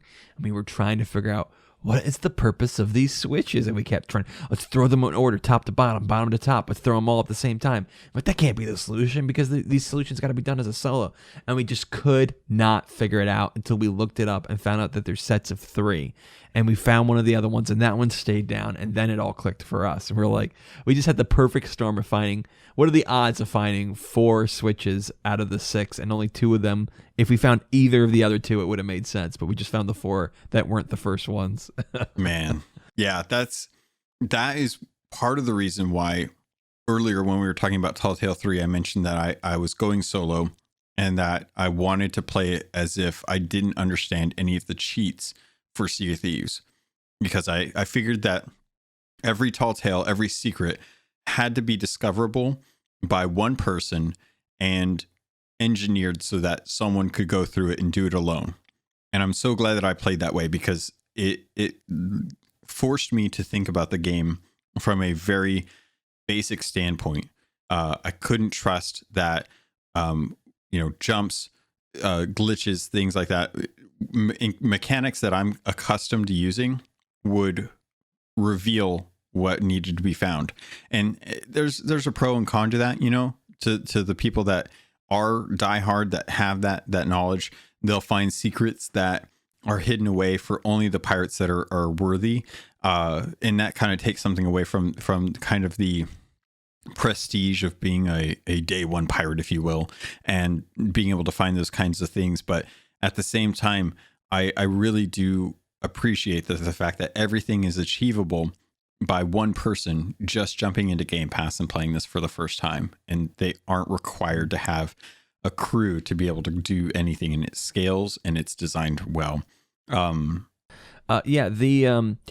The design for this is a lot of it can be helped when you have multiple people. Like, you pull down a piece of debris and it slowly goes back to the position you get across before it finishes. If you have somebody who's not great at what my wife calls hoppy jumpy skills at platforming, the other person can hold it for them and it makes it easier for them. But you still can all do it solo. But there's some things that just could be made a little easier if you have a crew, like hitting the secret levers. You don't have to swim. Everybody can be at the lever and then hit it in the order. All those sorts of things. But it all can be done solo. It's a very nice compromise. Be easier with a crew, but able to be done solo. Yeah, I really do appreciate that. There is one. If it was my recommendation, I would recommend people would do the first and third Tall Tales solo or as a sloop, and the second, fourth, and fifth is a galleon crew, because the first and third involve like cutscenes and events that are triggered by proxy. And with 4 people, I imagine you miss a bunch of stuff. Often the person I was doing with would be like, oh okay, there's an event that happened. Come over here before I start it. And we'd have to keep stopping to make sure both of us got to see it. Yeah. But the other ones, the 2, 4, and 5, there's battles and there's fun things that are just generally more fun as a crew of 4 to be able to do. I could totally see that. I wanted to touch on a couple things before we moved on, because I went back and I actually looked at my notes. There was one thing that I thought was interesting. Remember at the beginning when you get to the Coral Fortress and Jack uses the locket to open up the door, and he says he's offended because Davy Jones didn't change the locks, and he used the same thing. I don't know for sure, but at the beginning of Pirates of the Caribbean 2, we open on Jack coming out of a coffin that has been nailed shut, that a crew of pirates are heaving off of this giant structure, and that's never explained. And I think that we know that he goes to find the diagram of the key to the heart of the chest that holds the heart of Davy Jones, and I think that the locket is a reference to that part of the movie where he uses the locket in 30 minutes. Sorry to say, but he doesn't get the locket till the end of the third movie. He says he picked it up when Calypso transformed. Oh, I'm sorry. No. I think that would have been a great nod if that had been the case, because there was a time where he says that he used this before, and I'm like, that was a great Witcher nod. Witcher, by the way, though, you can replace Henry Cavill. I appreciate that. I think it's silly. I just lost my train of thought because you're talking about Witcher. Okay, so that kind of shoots down my theory on that then. I don't know where Davy Jones would have used the locket then prior to this. There's a lot of blurred lines of how Davy Jones is about after the third movie, given that the third movie's canon in this story. It's a little confusing. So yeah. I just give it a pass. One thing we didn't touch on that I know that you probably want to talk on, the Reaper on the back of the Dutchman is missing the hourglass. So you know how all the time I keep saying Logan and I we're going to do a debate about purchasable resources, but we don't have time in this episode. We are coming up on 2 hours, so I'm not going to get into my whole thing, but I've got a thing ready.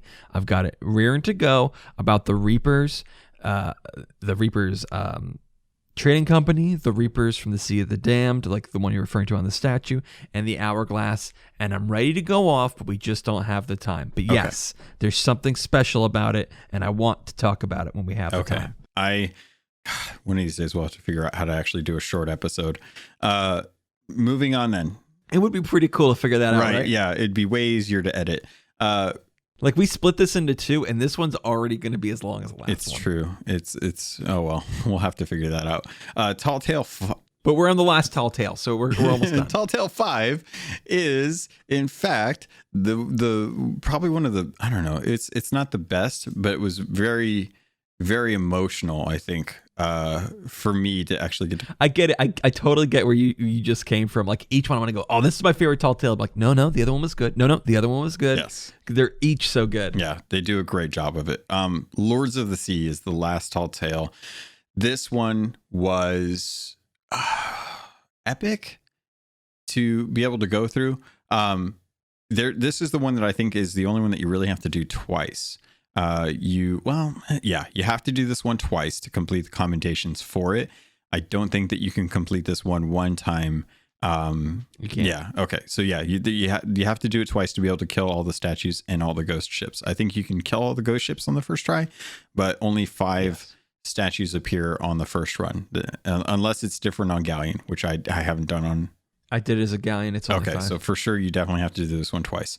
I loved that the entire thing of this fortress appearing, and this fortress can appear in any of the 3 seas. The first time I did it was down in the Ancient Isles. The second time I did it was up in the wilds, which was nice because every time I spawn anywhere that is not close to Golden Sands Outpost when I'm doing Tall Tale 2, or if I'm doing Tall Tale 4, if I spawn anywhere that's not close to Sanctuary Outpost, I immediately jump servers and try and get closer.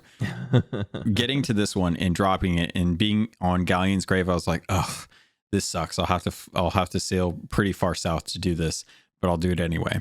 I dropped the dagger on the journal on the Tall Tale, and Davy Jones's Derby Cloud appeared in the wilds, and I was like, oh, thank you so much for respecting my time rare. I appreciate that so much.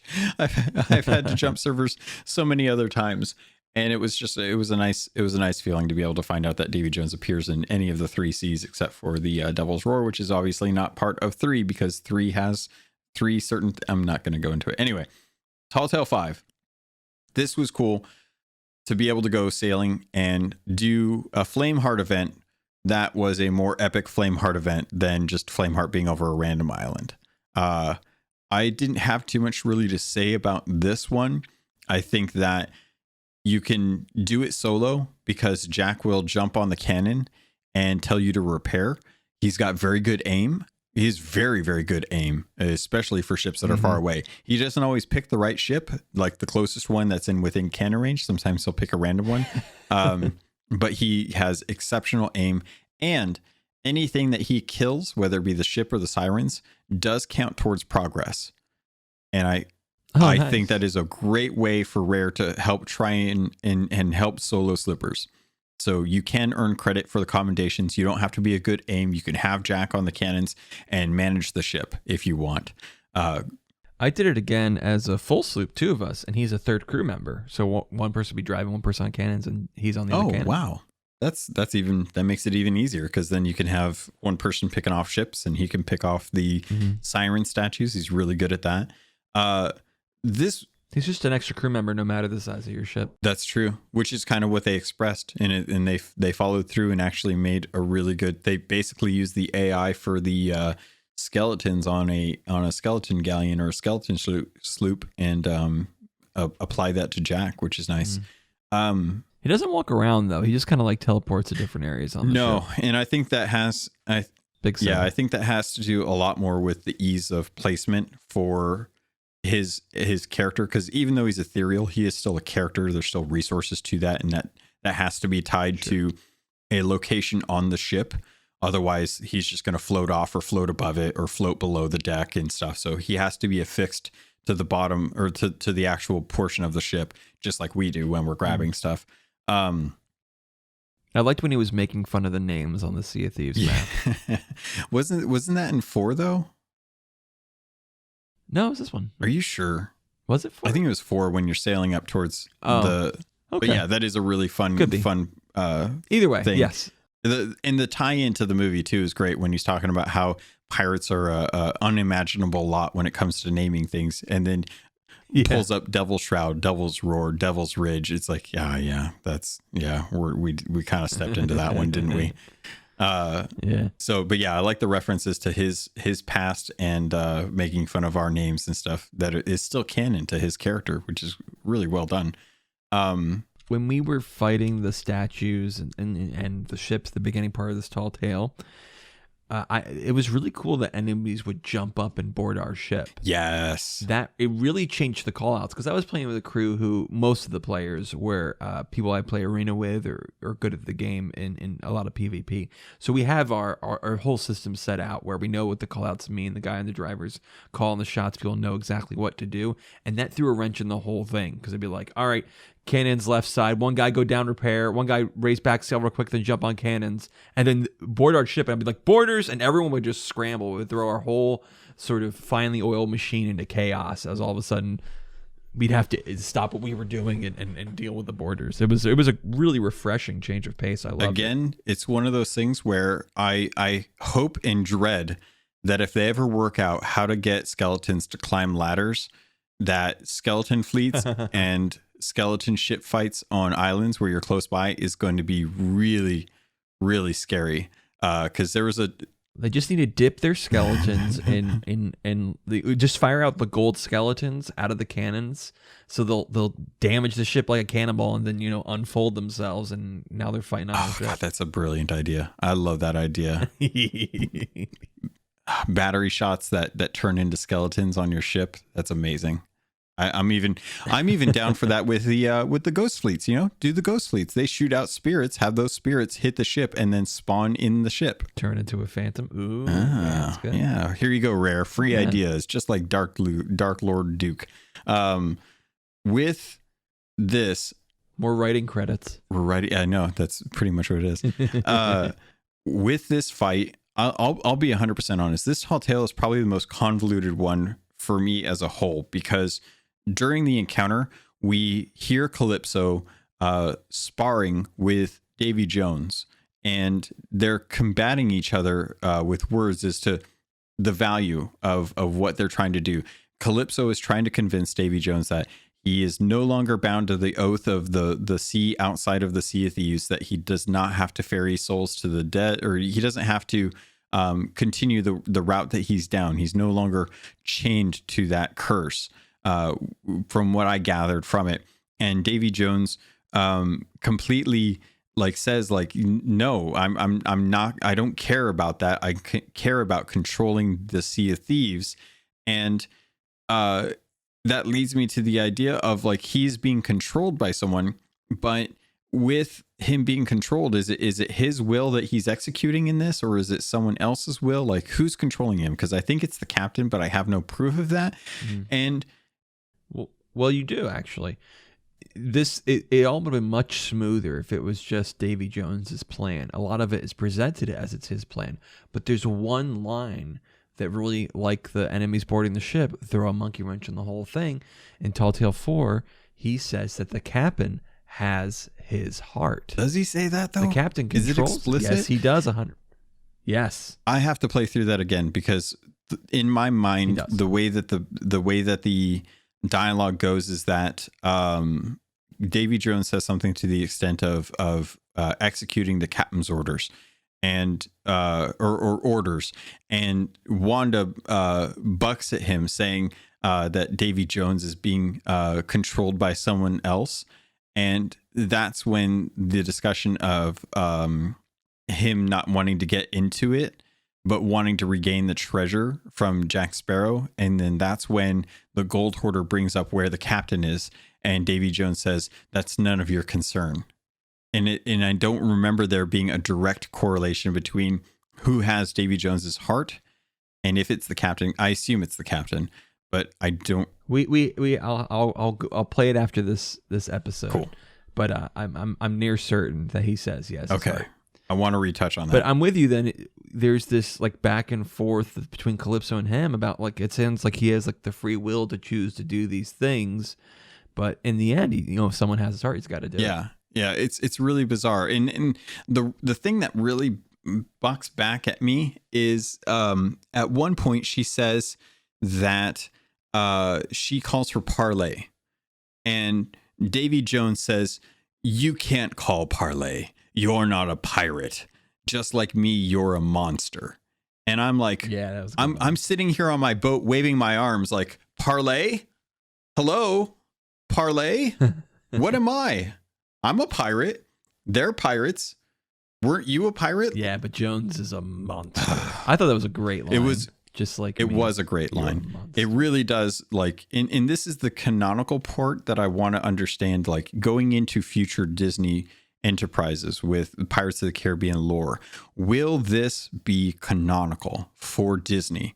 I know it's canonical for Rare, but I want to know if Davy Jones is considering himself controlled by someone else and not and not a pirate anymore, but still a monster. And that is that it part of me thinks that Disney does not want to touch Davy Jones as a character anymore, that they're done with that character, and that they have different characters in mind for their future use of the IP.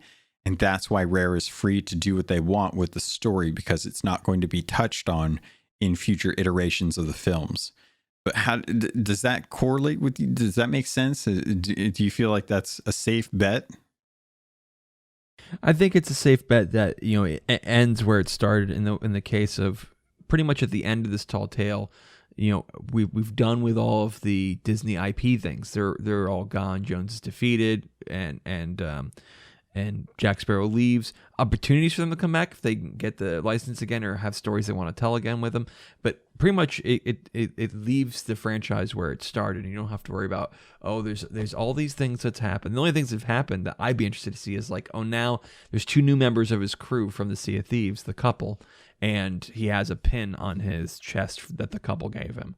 Yeah. That I'd be really interested to see if those are in future incarnations. If Disney sees this as really continuing the line and they continue it with this, that'd be incredibly interesting.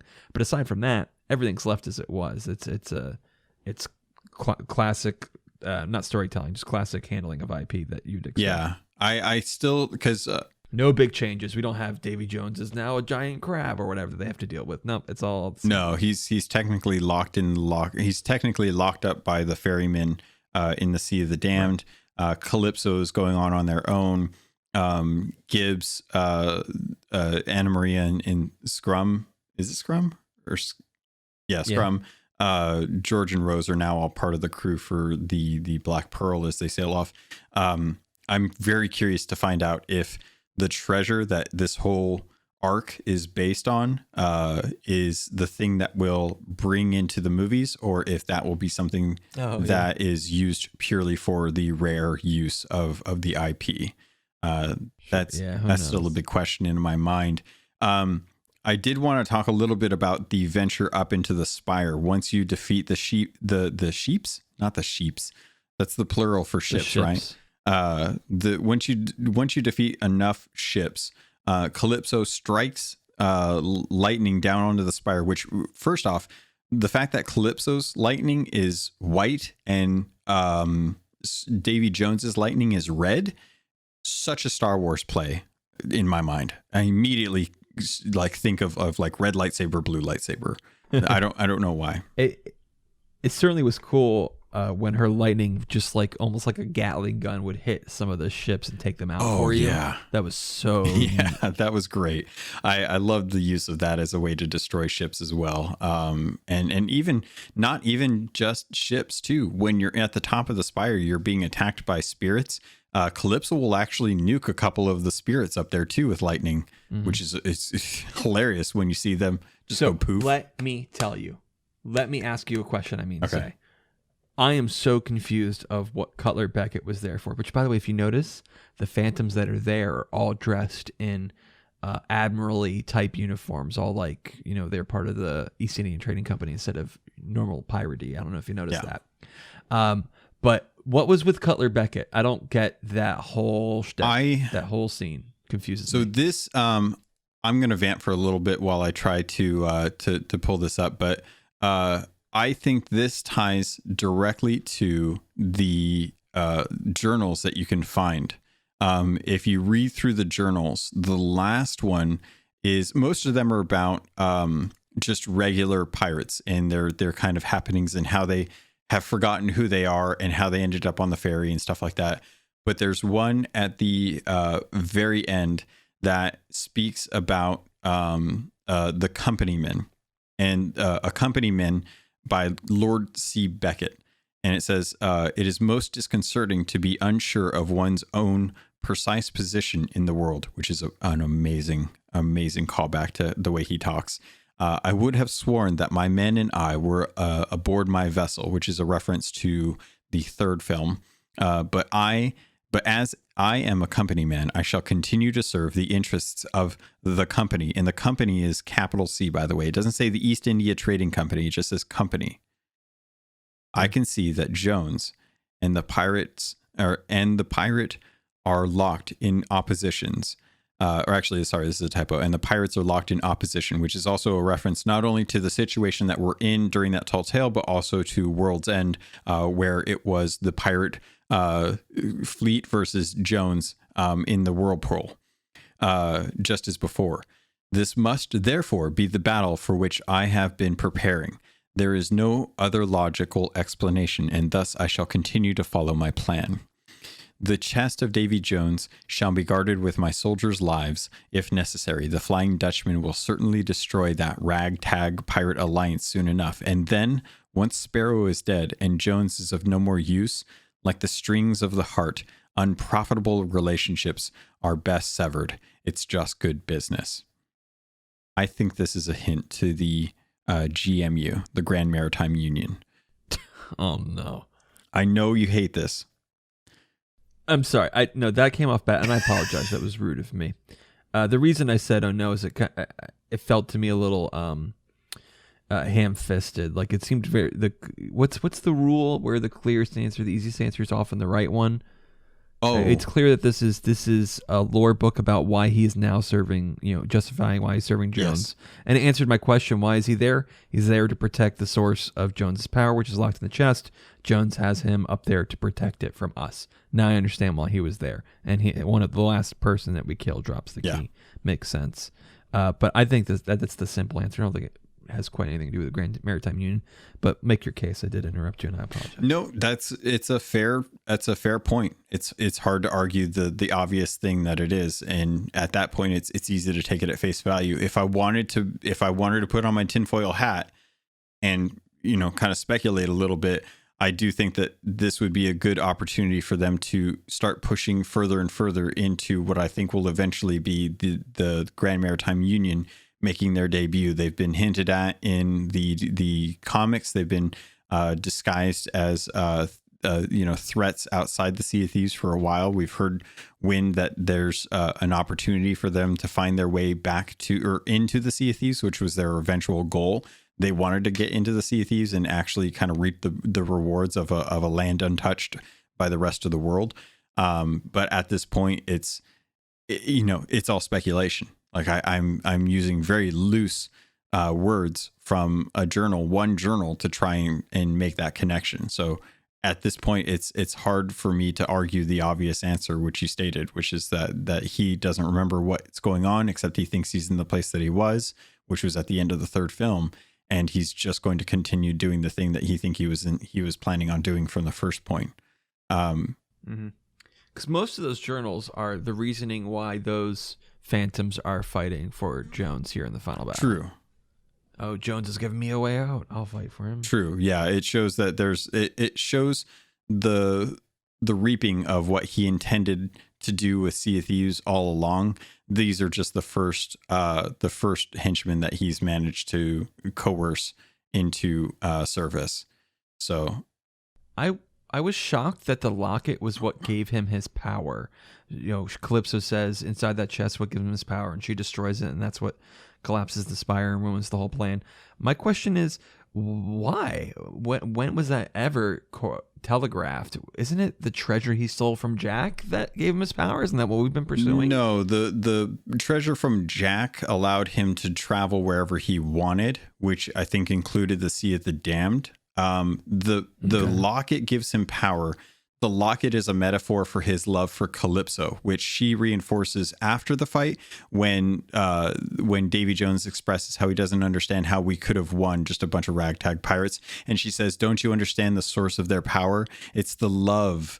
And I even said this on stream too. I'm like, it's love. It's got to be love. And she says, it's love of freedom for sailing and seas and stuff. And it's to show that he's lost his love for Calypso, and so the locket destroying it is the confirmation of their relationship breaking, and she no longer has any love for him. She's dumping him after he says that I don't love you. So we're just part of a big breakup, a colossal monster god breakup. Okay. Well, no, we have our own things, but you know what? The angry girlfriend does help out. She gets us inside. She still has the keys to the door, so we get in. That line that you were talking about, I wish I wrote it down, and I didn't feel like going through the whole tall tale to write it down again. But I also noted that line. It was pretty cool. There's a cheesiness when the answer is love and freedom.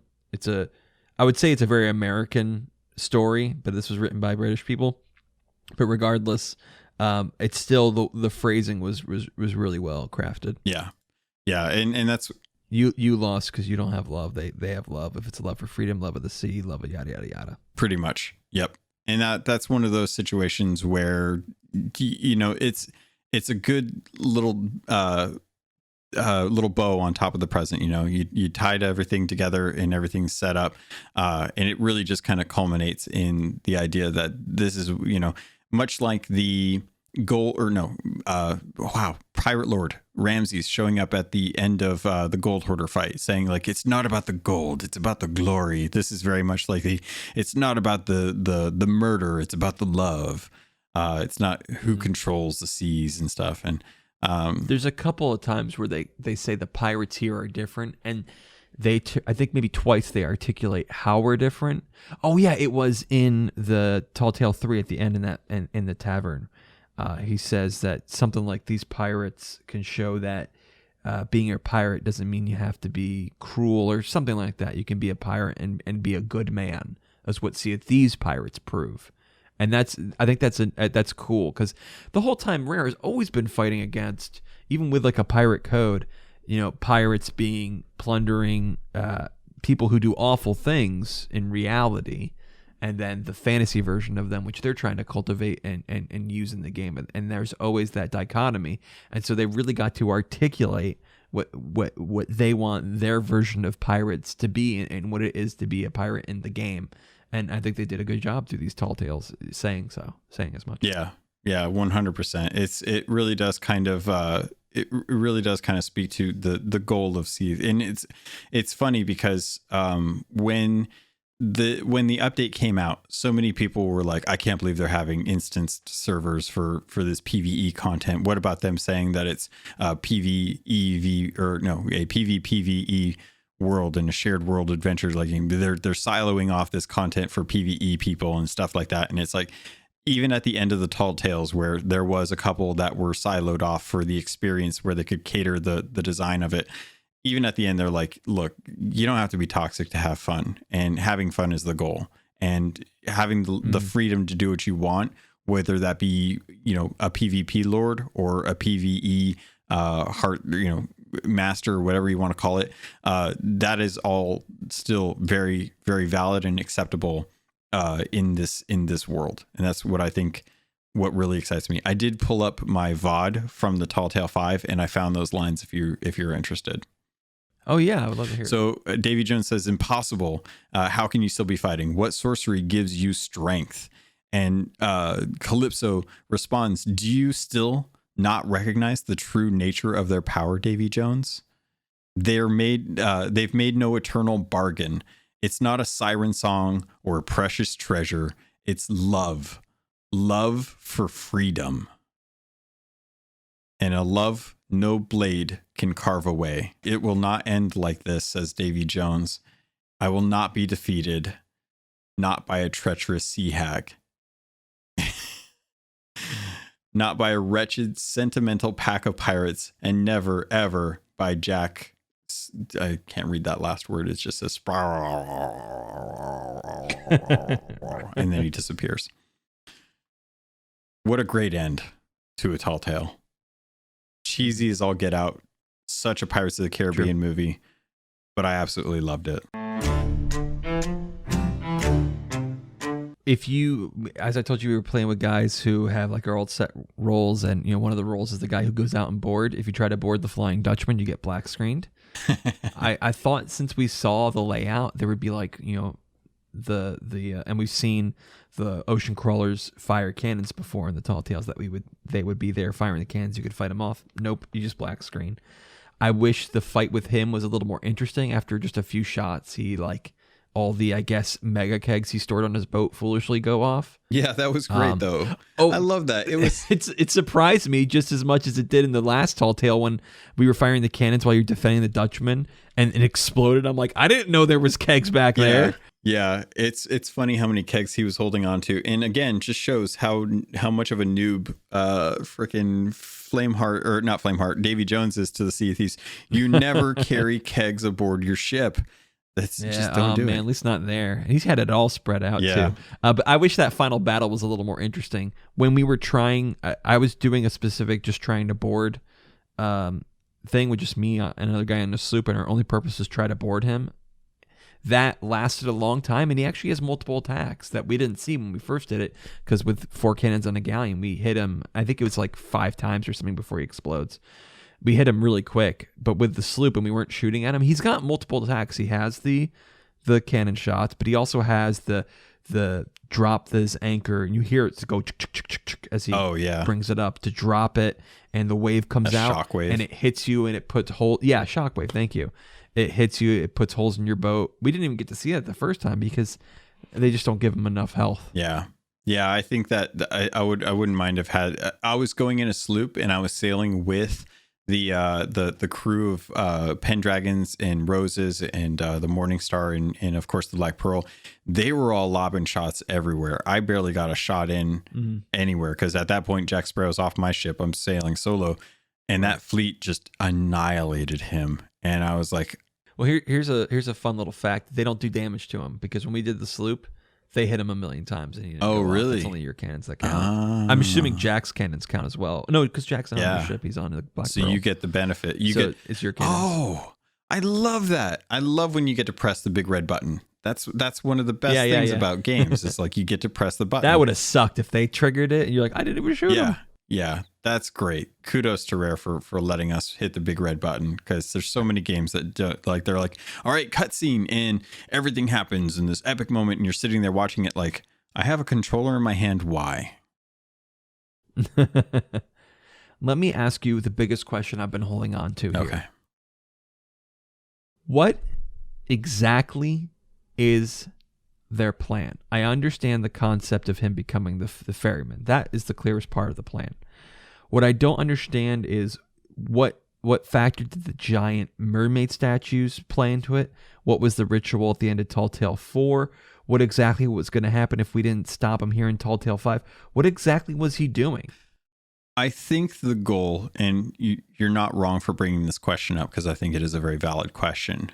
If I had to try and answer it, I would say that it is allowing the sirens to retake control of the seas and help kill the pirates, so that the pirates would then be indentured to the Dark Brethren, or the Brethren Court. Oh, so he's got the plan of what to do to make sure that they come back from the ferry on his side, but he needs to kill them.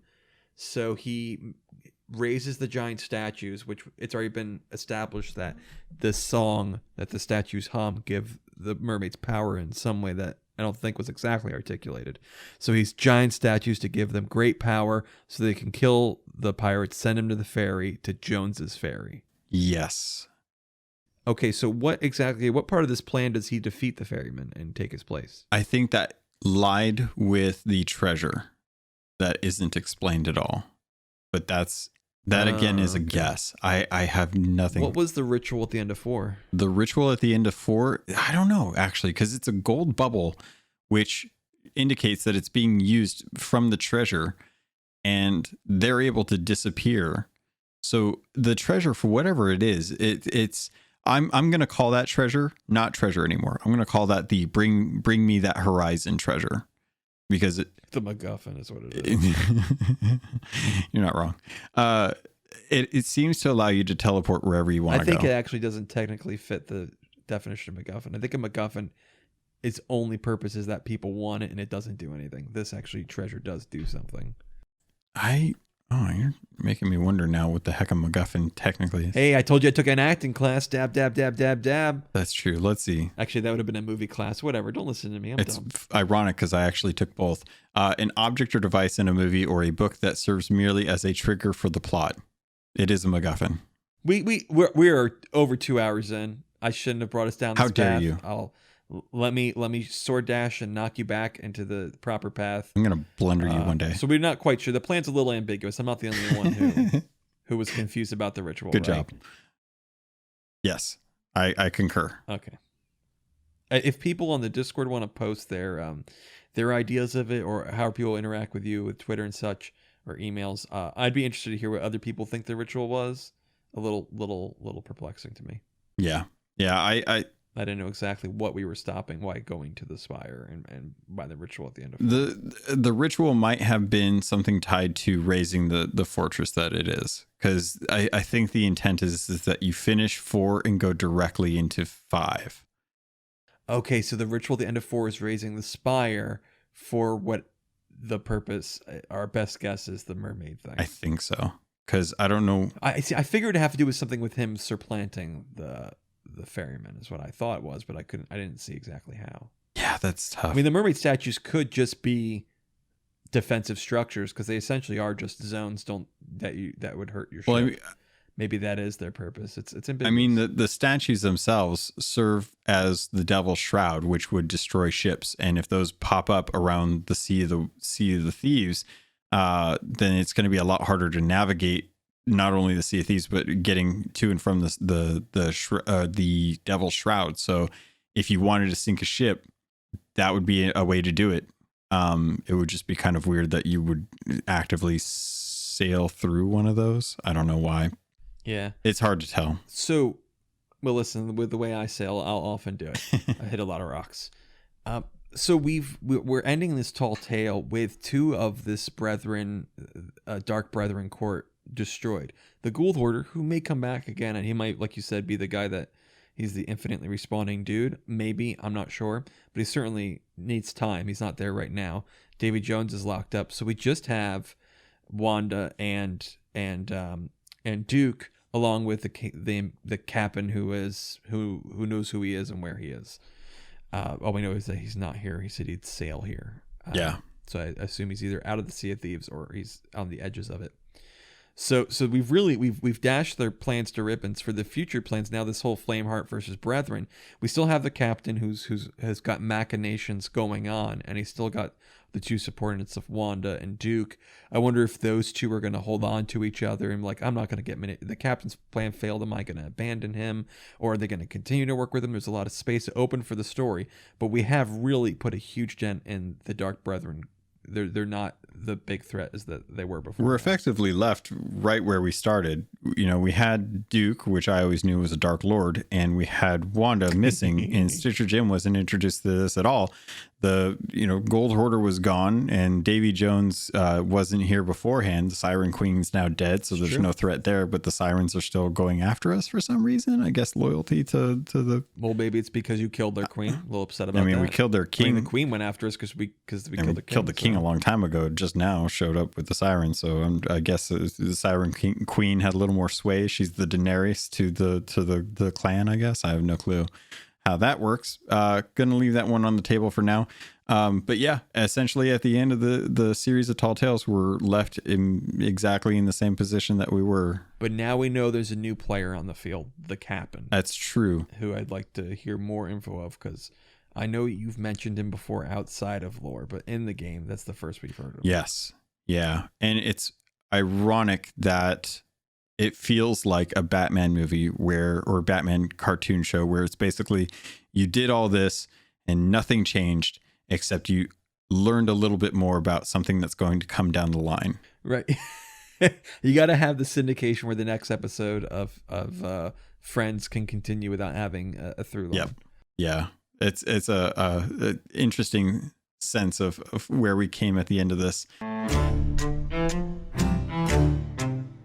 I wanted to say briefly, we don't talk a lot about this because you already talked about it, but the Cursed Captain of Tall Tale 1 was amazing. So I really good. liked him. I'm a little surprised there are no titles as reward for doing these Tall Tales. Not even a single one. Nope. No, you're right. There aren't. That is weird. I think the ghost cosmetics that you get for completing Tall Tale 3, the what do you call the Captains of the Damned? What's the mug called? Tankard. Tankard, thank you. The tankard and the instruments, they're amazing. I've heard people talk about before, what if we had an all gold version of the sailor set as some high value reward for something? I think this is that's like a gamified version. This is a much more Sea of Thieves version. If we had the Ghost of the Damned version of the entire sailor set, I would love that. Yeah. I hope we get more of those pieces so you can be decked out in full Sailor of the Damned set stuff. It's amazing. I think it's a really great way to take something that's like a default cosmetic that most people change out of quickly and give it wonderful new No, life. no ghost curse and make it either. prized after. We didn't. Nope, they're waiting on it.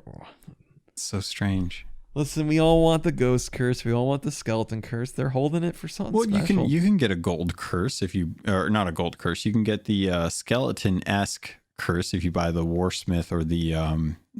And you can get both the ghost and a skeleton curse if your computer doesn't load the models right. That's weird. I'm not gonna. Okay. Little green skeleton walking around. The sound design was phenomenal. I was laughing to myself last episode when we kept referencing Resident Evil 2 because there's a sting in the music, the ambiance when you're solving the water puzzles of the mermaid zones. That is very much Resident Evil 2 Front Hall Police Station main theme that I just kept thinking about. And then when it just naturally came up, Resident Evil 2 last episode, I thought it was so funny. Really great music. Sound design in this game is phenomenal. Just doing the water puzzles really probably my favorite ambiance piece, but there's great music and ambiances. I wish they would upload some of those environmental pieces to YouTube or something so I could listen to them. The mermaid statue puzzles sounded great. I really love when you solved them and they would make they'd use 3 or sometimes just 4 notes and make something that sounded beautiful, like da da da da, and you're like, oh, it just really sounded great when you solved something. You felt really good about it. Felt a lot like opening a chest in Zelda. Yes, that's a good point. When there's good game design that you first kind of notice when you play some older games, and it's like it's kind of an open environment. How did I know where to go? And you look back, oh, well, because they lit things certain ways. There's certain things that they do with environment design that's great. When you're pulling up a rope to pull up a piece of a shipwreck to make a platform to yourself, and your eyes follow the platform as it goes up. There's points where it goes up and then you look up at a statue that's got water out of its mouth and it's staring at you, and it's like, oh, having them direct my content to that kind of spooked me real quick. They do some good things with your line of sight or environments. Yeah, I really do appreciate that.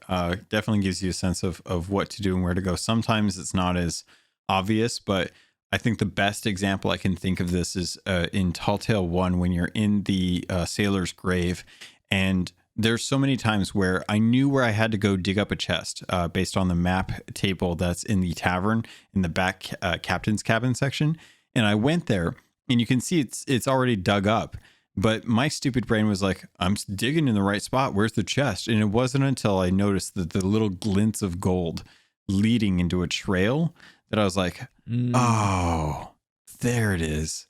That's what it was. It's dug up. Obviously, I got to follow the breadcrumb trail, or in this case, a literal coin trail to where I have to go. They do such a good job of giving you those little things that if you're attentive, you will catch, and it will naturally unfurl before you. You'll see the whole thing kind of laid out, as opposed to you just focusing in so narrowly on one domino, and you're placing that one domino and then you're placing the next one. It's not until you kind of step back that you see the whole thing and finally get the actual satisfaction of tipping that first domino and watching the whole thing kind of cascade around you. The Sunken Sorrow hull was a surprise hit for me. I didn't think I was going to like it, but when I put it on, it really had like a splash of paint, or like it was shot up by paintballs. That was really cool, and you can make some cool sets with it. I didn't know Joel Schumacher designed a hull for Sea of Thieves. Really cool. I felt like I was in Batman Forever. Was it Joel Schumacher or was it Splatoon 2? I couldn't tell. Oh. I had a hard time with that, but yeah, it's an interesting one. The Sales of Hope, which was a charity sales, I was playing around the other day with you, found that purple and blue goes really well with that hull. Looks beautiful, especially when you're murdering people with it. Yeah, I've been using the Deep Ocean Crawler, which is about the only time I've ever used Ocean Crawler, unironically. That's fair. In this Tall Tale, I'm surprised we haven't mentioned it all. In these Tall Tales, we see different ship sizes. We see ship sizes that are in the Ferry of the Damned. We see it with Barbossa's ship. Very much, I think, designed specifically because that's the way they look like in the ride. But we also see them in the Final Tall Tales. They're the Phantom ships, are those new ship design that are a little bit bigger, and they've got more cannons, and they're below deck cannons. It's interesting to see the new ship design. I honestly like our galleon design better. This is cool and this is great for what it is, but for the ship appearance that I get to drive, I think the galleon just looks better, and I'm glad they went with that instead of this more, maybe traditional would be the word, design. And we also see the Black Pearls, this huge ship. We also see the Flying Dutchman. It's got like sort of that cool topography inside of it. It's really, really cool stuff to see these different sizes of ships. Yeah, I can't remember when we were talking about it, but I remember being on the Black Pearl and just admiring how beautiful it was, and then thinking, man, you would need so many bodies on this ship to actually sail it. It's just so big, but it was nice to feel like, I'll be 100% honest, the design of the galleon that we have does not make logical sense. The mizzen mast should go straight through the captain's cabin, but it doesn't. And yet it's still 100% like sound, which also doesn't make sense based on how ships were designed. But looking at the Black Pearl and being on the Dutchman, it felt like I was watching a scene from those movies, or even better, Black Flag. So much of that film is shot on, or so much of that series is shot on ships, and you see people hanging around on the railings, and people are on the mid deck that's opened up, and they're having discussions and dialogue, and they're communicating with the crew because the crew have a say in what's going on. And when I'm in the Black Pearl, or when I'm on Davy Jones's the Dutchman, you feel that sense of encompassing, whereas everything on the galleon feels so compressed. You know, the top deck the top deck is completely open. Mid deck is just barely taller than a human, and bottom deck is just barely taller than a human. And there's so much scope and breadth designed with the captain's cabin for the Black Pearl or the Dutchman, that like when you walk into the captain's cabin of the Dutchman and you see the large pipe organ with its pipes and the stained glass and stuff, it's like, it's so majestic and just completely dwarfs the captain's cabin of a galleon that it's hard not to be drawn to wanting that and thinking like, what would a different Sea of Thieves be like if you had that scale in the game, where you still had a crew, but that crew was just larger in number. You know, what if you had fewer ships on the seas, but you had 6 or 7 players to one big ship like that? And even the inside of the Ferry of the Damned, even though it's a galleon model, it was cool because below deck it isn't just big open empty rooms. It was neat to have a little variety there. Yeah, tables, chairs, food, barrels, books, things. Yeah, it feels more lived in. Jack even makes a comment in one of the Tall Tales. He's like, "This is not a bad ship, but it definitely is lacking in things like a bed." And it's like we have a brig, but we don't have a bed on the sloop. It's so weird. I want so many of these NPCs' outfits. The Castaway is amazing. I really like her seaweed-looking hair as well. But if you go in that Tortuga-like town, there's so many cool outfits, and I want every NPC's outfits. I understand it's great game design to have NPCs, you know, look different and stuff, but I want all those outfits. I want the hat with the Jolly Roger on it. So many cool NPC outfits. Yeah, it was really cute to see the Black Pearl with the top sail having the little Jolly Roger flag at the very top.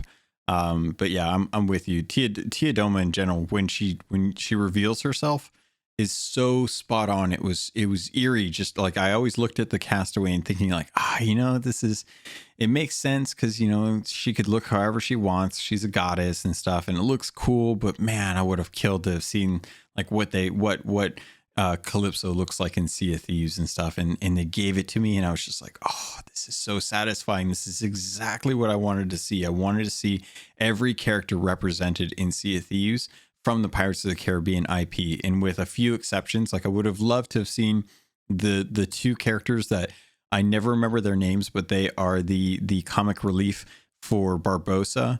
The Oh yeah, I can't remember their names, but they are my favorite characters in Pirates of the Caribbean. They're the ones that are always kind of pulling in the audience and saying like, "Hey, you're still involved with this." Pintel and Rigetti. Thank you. Oh God, I can never remember their names, but yes, I love them. I wanted them. I wanted their snark in Sea of Thieves because it would fit so perfectly with Sea of Thieves and the humor that we have in the game. Well, you answered one of my questions, which was what was one thing you would have added. The Pintel and Rigetti is a great answer. So let me conclude with asking you, what was your favorite thing from these tall tales? I already said mine was the town. Oh, what was your man, favorite? That's so hard to ask because I'm with you on the town. The town is fantastic. I really loved the escape room that was Sailor's Grave in the first tall tale. God, it's so hard because I have such nostalgia for so many aspects of the game. It feels like a cop out. It really does. But having that Brethren Court, having that League of Doom, having the evil villains sitting at a table and you kind of sneaking in on it, felt so like when Jack Sparrow and Will Turner are sneaking in on the conversation that Barbossa is having with his crew before they slice Elizabeth's hand and have her drop the coin of Cortez into the chest. Mm-hmm. It felt like that moment where you're just kind of like waiting for the opportune moment to before you do something, and having that moment and then having the realization that my suspicions of Duke were true, but getting to see the Gold Hoarder was a huge surprise to me. It was amazing getting to see Wanda mask off in full skeleton form, conversing freely as an equal amongst all of them, instead of this person who's desiring power, who's been calculating behind the scenes this whole time. Getting her to sit down at the table, kind of like a Baroness, if you're a fan of G.I. Joe. She felt very sure of her presence there, and that was like it was alluring to me to see that, because it was like, finally a good female villain. That's what I like. I like female villains to be that cool-headed, calculated person. Like, I love those types of characters. In the WandaVision had a great one of those, and it was so satisfying to watch that show and have the villain in that show reveal herself. If you look, she's the one who throws down the power to disappear. Was she? I thought that was the Gold Hoarder move doing that. No, I think it was her. Also, she has hair, which is weird. She's got a head of hair. That doesn't surprise me too much, because it's cool. She does have hair when she's the Warsmith in Curse Sales. I like it. Yeah. Really, really beautifully designed. I love the realization too that she crafted the Reaper's bones to set the pirates against themselves. It's like the whole PvP faction is really just a machination of a PvE thing. Like, way to stick it to the people that are like, no more PvE. It's like, all right, fine. Have your PvP, courtesy of PvE. And it looks like canonically you're the villain. Yeah. Yep. I love it. I think it's great. But yeah, I would have to say that coming to that and realizing it and having it on stream and having friends watch me react to that, and their reactions to me reacting to it. Oh, you like stood up. I know. I was. Oh God, it was such an amazing moment. It's a good thing you didn't like DJ Wheat it when like you had what do you call it? Pajama bottoms on. Yeah.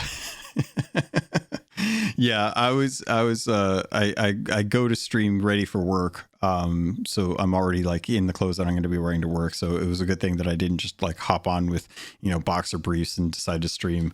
That would have been pretty awkward. But yeah, that moment was so amazing to me. It was so I can't even express it. It was just amazing. Yeah. It was just so absolutely amazing. It was such a great moment for Sea of Thieves lore wise. It was up there with the end of Heart of Fire for me. It was up there for the battle with the Gold Hoarder. It was one of those moments where it was like, these are the set pieces that tell the story of Sea of Thieves as a game and as a world. And this world is so well crafted that it goes on par with most stories, that when I hop into, say, like Destiny, so many fans of Destiny know exactly what's going on, or so enthralled when certain moments happen in the world. But I am so disconnected from that lore that I couldn't possibly understand why it's important. But I'm there for that, for Sea of Thieves. So when these moments happen, I recognize them, and I just relish the moment because it's so amazing for me as a fan. Well, it was a good moment, and it's I'm not surprised that was your favorite one. These Tall Tales were great. I'm glad we got to go through them. I'm glad I got to spend a little time with you in them, and I'd still be happy to do more with you, just to hang out in some of those cool zones and areas. There's a lot of things cool in this game, but you know what? There are some things that are just not in yet. It's time for the top 10 things Caleb will like to see come to the game. Number 10.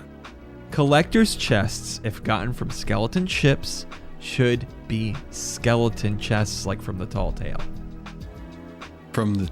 You know what I'm talking about? The open-upable, we call them collector's chests, the treasure chests? I know which so you're saying that collector's chests that we get from them, what skeleton chests are you talking about? Like the bone-covered ones?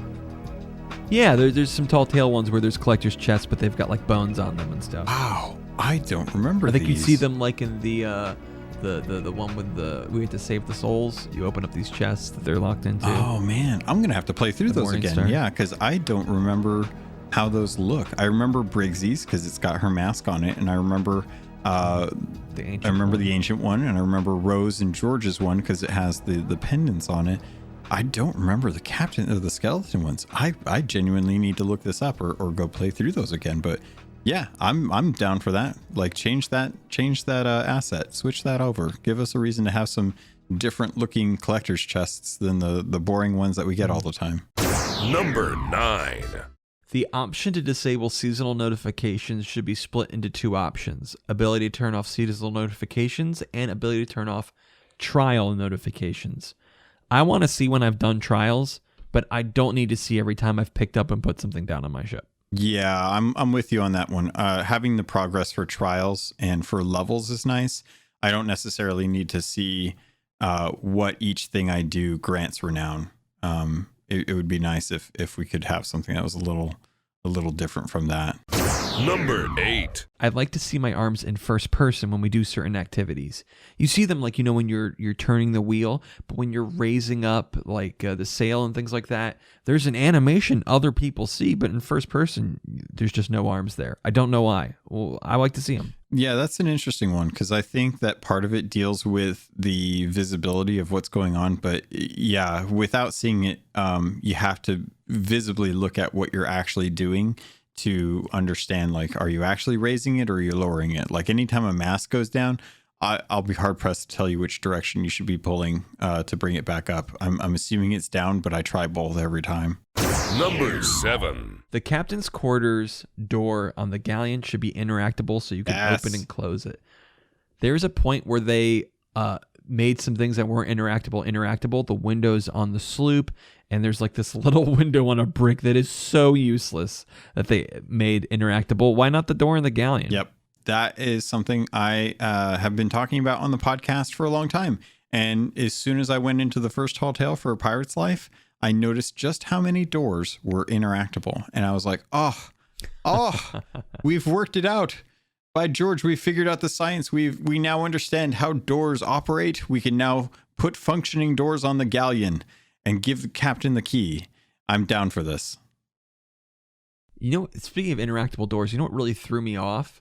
In the first Tall Tale, trying to figure out where the grog came from, there's a tavern, and in the tavern, there's a bunch of stacks of, you know, barrels of grog, and you can interact with the bar to open it and walk in. Yeah. And I thought, they wouldn't have made that interactable if this isn't where I get my grog. And we kept coming back there. Like, there had to be a reason. Later on, you find in Tall Tale 3, to progress, you have to go behind a counter and open up the counter. So that's why there's an open up counter interactability. But also, speaking of captain quarters doors, the doors color should be influenced by the hull in some way. There's many times where it just starkly, you have default door around colored hull. Looks weird. And speaking of things that should stick color to your hull, when you dock your rowboat, it should get the color of your hull in some way. Yeah.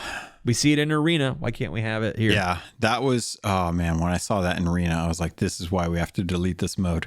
I want this to be something of adventure. Like, take it out of Arena, put it in adventure. No one's using Arena.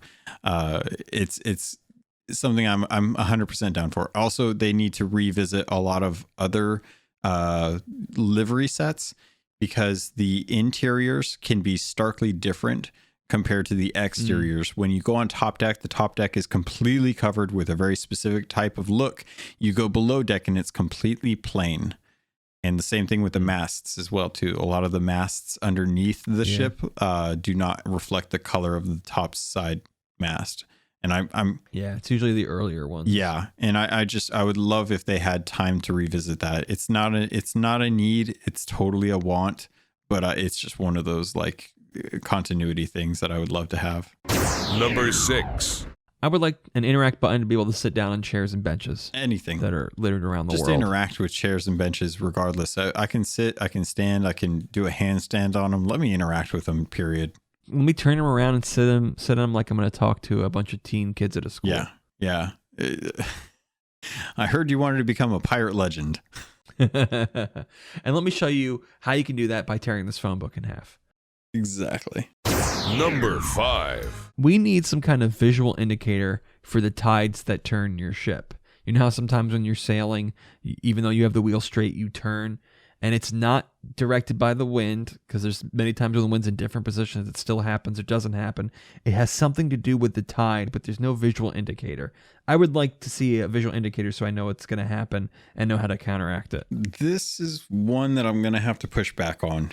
The rudder can stay straight if you lock the wheel, which we don't have a way to lock the wheel, but the game is simplified in a sense that you don't have to always hold on to the wheel in any time of sailing anywhere. Regardless, you would always have to have someone on the helm or lock the helm so that it wouldn't sway, because the waves will push it.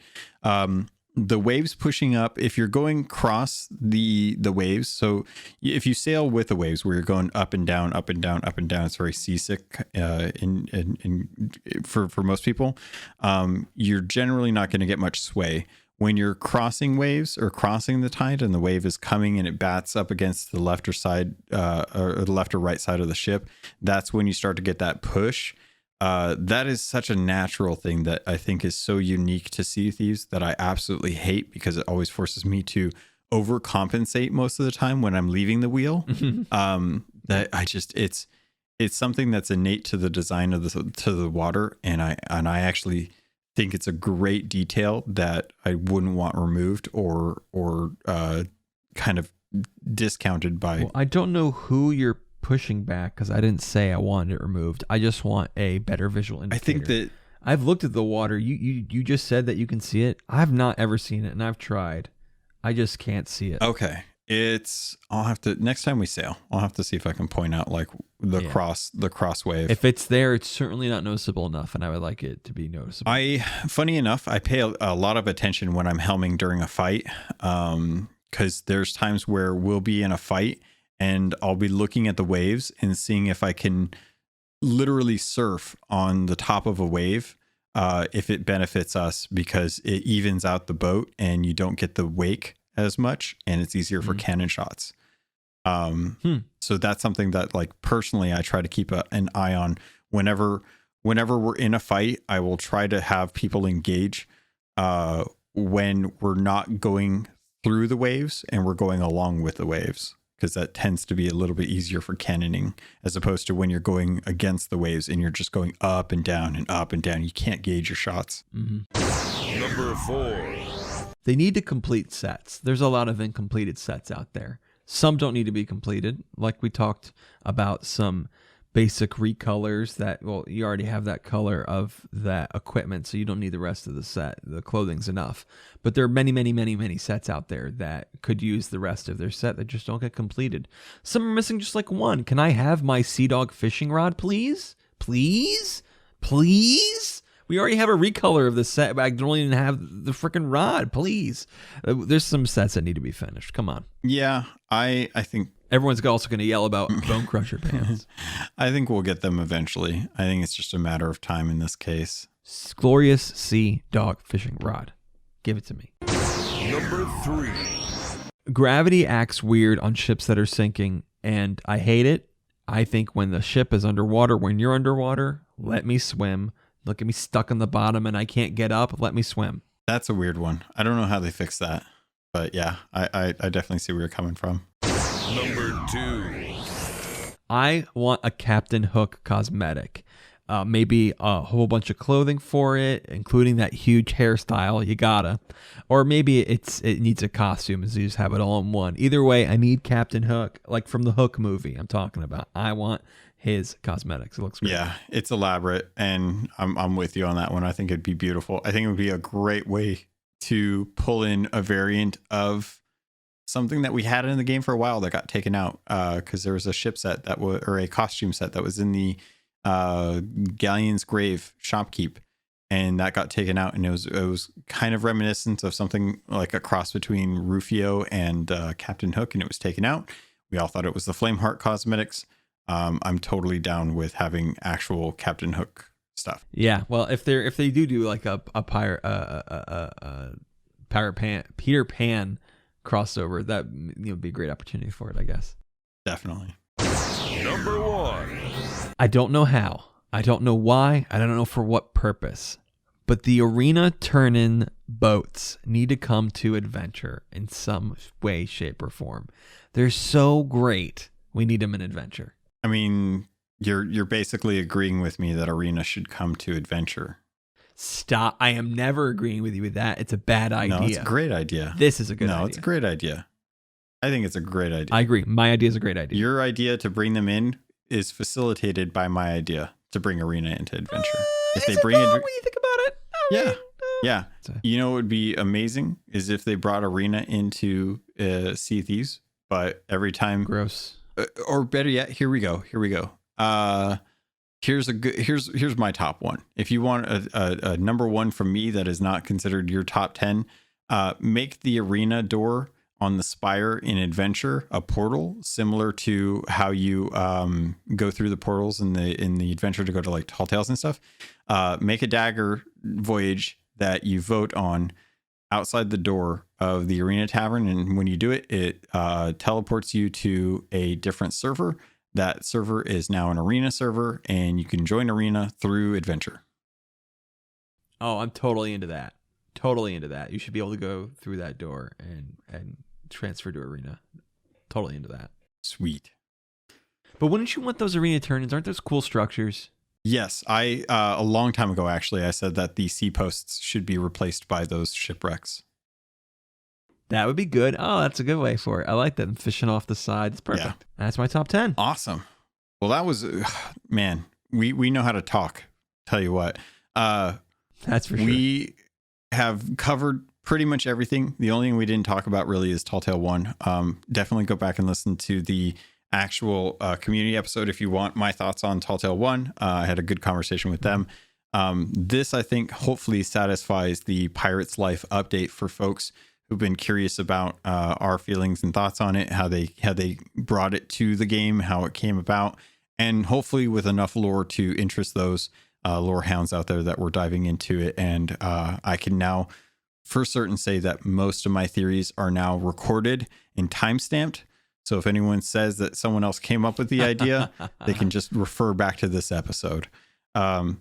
Caleb, thank you so much for joining me again for this week and coming on. I know you generally like to pop on once like a season's out and you've gotten a chance to explore it and get some thoughts together and stuff. But with all of this content, it was nice to have you come and spar with regarding the Tall Tales. It was nice to go out of my comfort zone and talk about lore. I appreciate the invitation. And it's always a delight to come on your show. Thank you. Yeah, my pleasure. If folks haven't checked out last week's episode to find out where they can get a hold of you or check out your content, let's do some plugging for you because I've been shilling for Rare and Microsoft for too long. You can go to tblazer.net. That's the letter tblazer.net to see all of our podcasts. You'll probably, if you play role-playing games, you'll like Trailblazer Academy. We teach you how to play some role-playing games and some good mechanics for the game Pathfinder and for all role-playing games in general. And Trailblazers, which is a like an audio drama mixed with an actual play role-playing game. It's a lot of fun. It's got a good story. I hope you give it a chance. Start with season 2. Awesome. Well, thank you so much for joining me. Pirates, if you want to get a hold of me, you can always check out the show notes at CAPT_LOGUN, CAPTLOGUN@gmail.com. Join the Keelhauled Discord. Come chat with us. There's a specific channel for now until an indefinite time where there are spoilers for the Tall Tales, because not everyone's going to be going at the same pace. But hopefully, if you've been listening to this, you knew that we were going to be covering spoilers. If not, this is your warning. And with that, Pirates, thank you. I love you. And I look forward to sailing with you on the Sea of Thieves.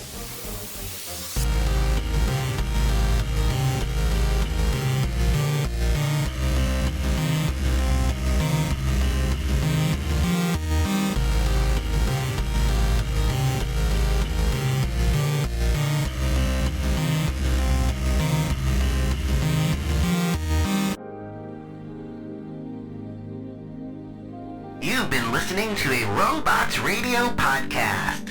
Smart shows for interesting people.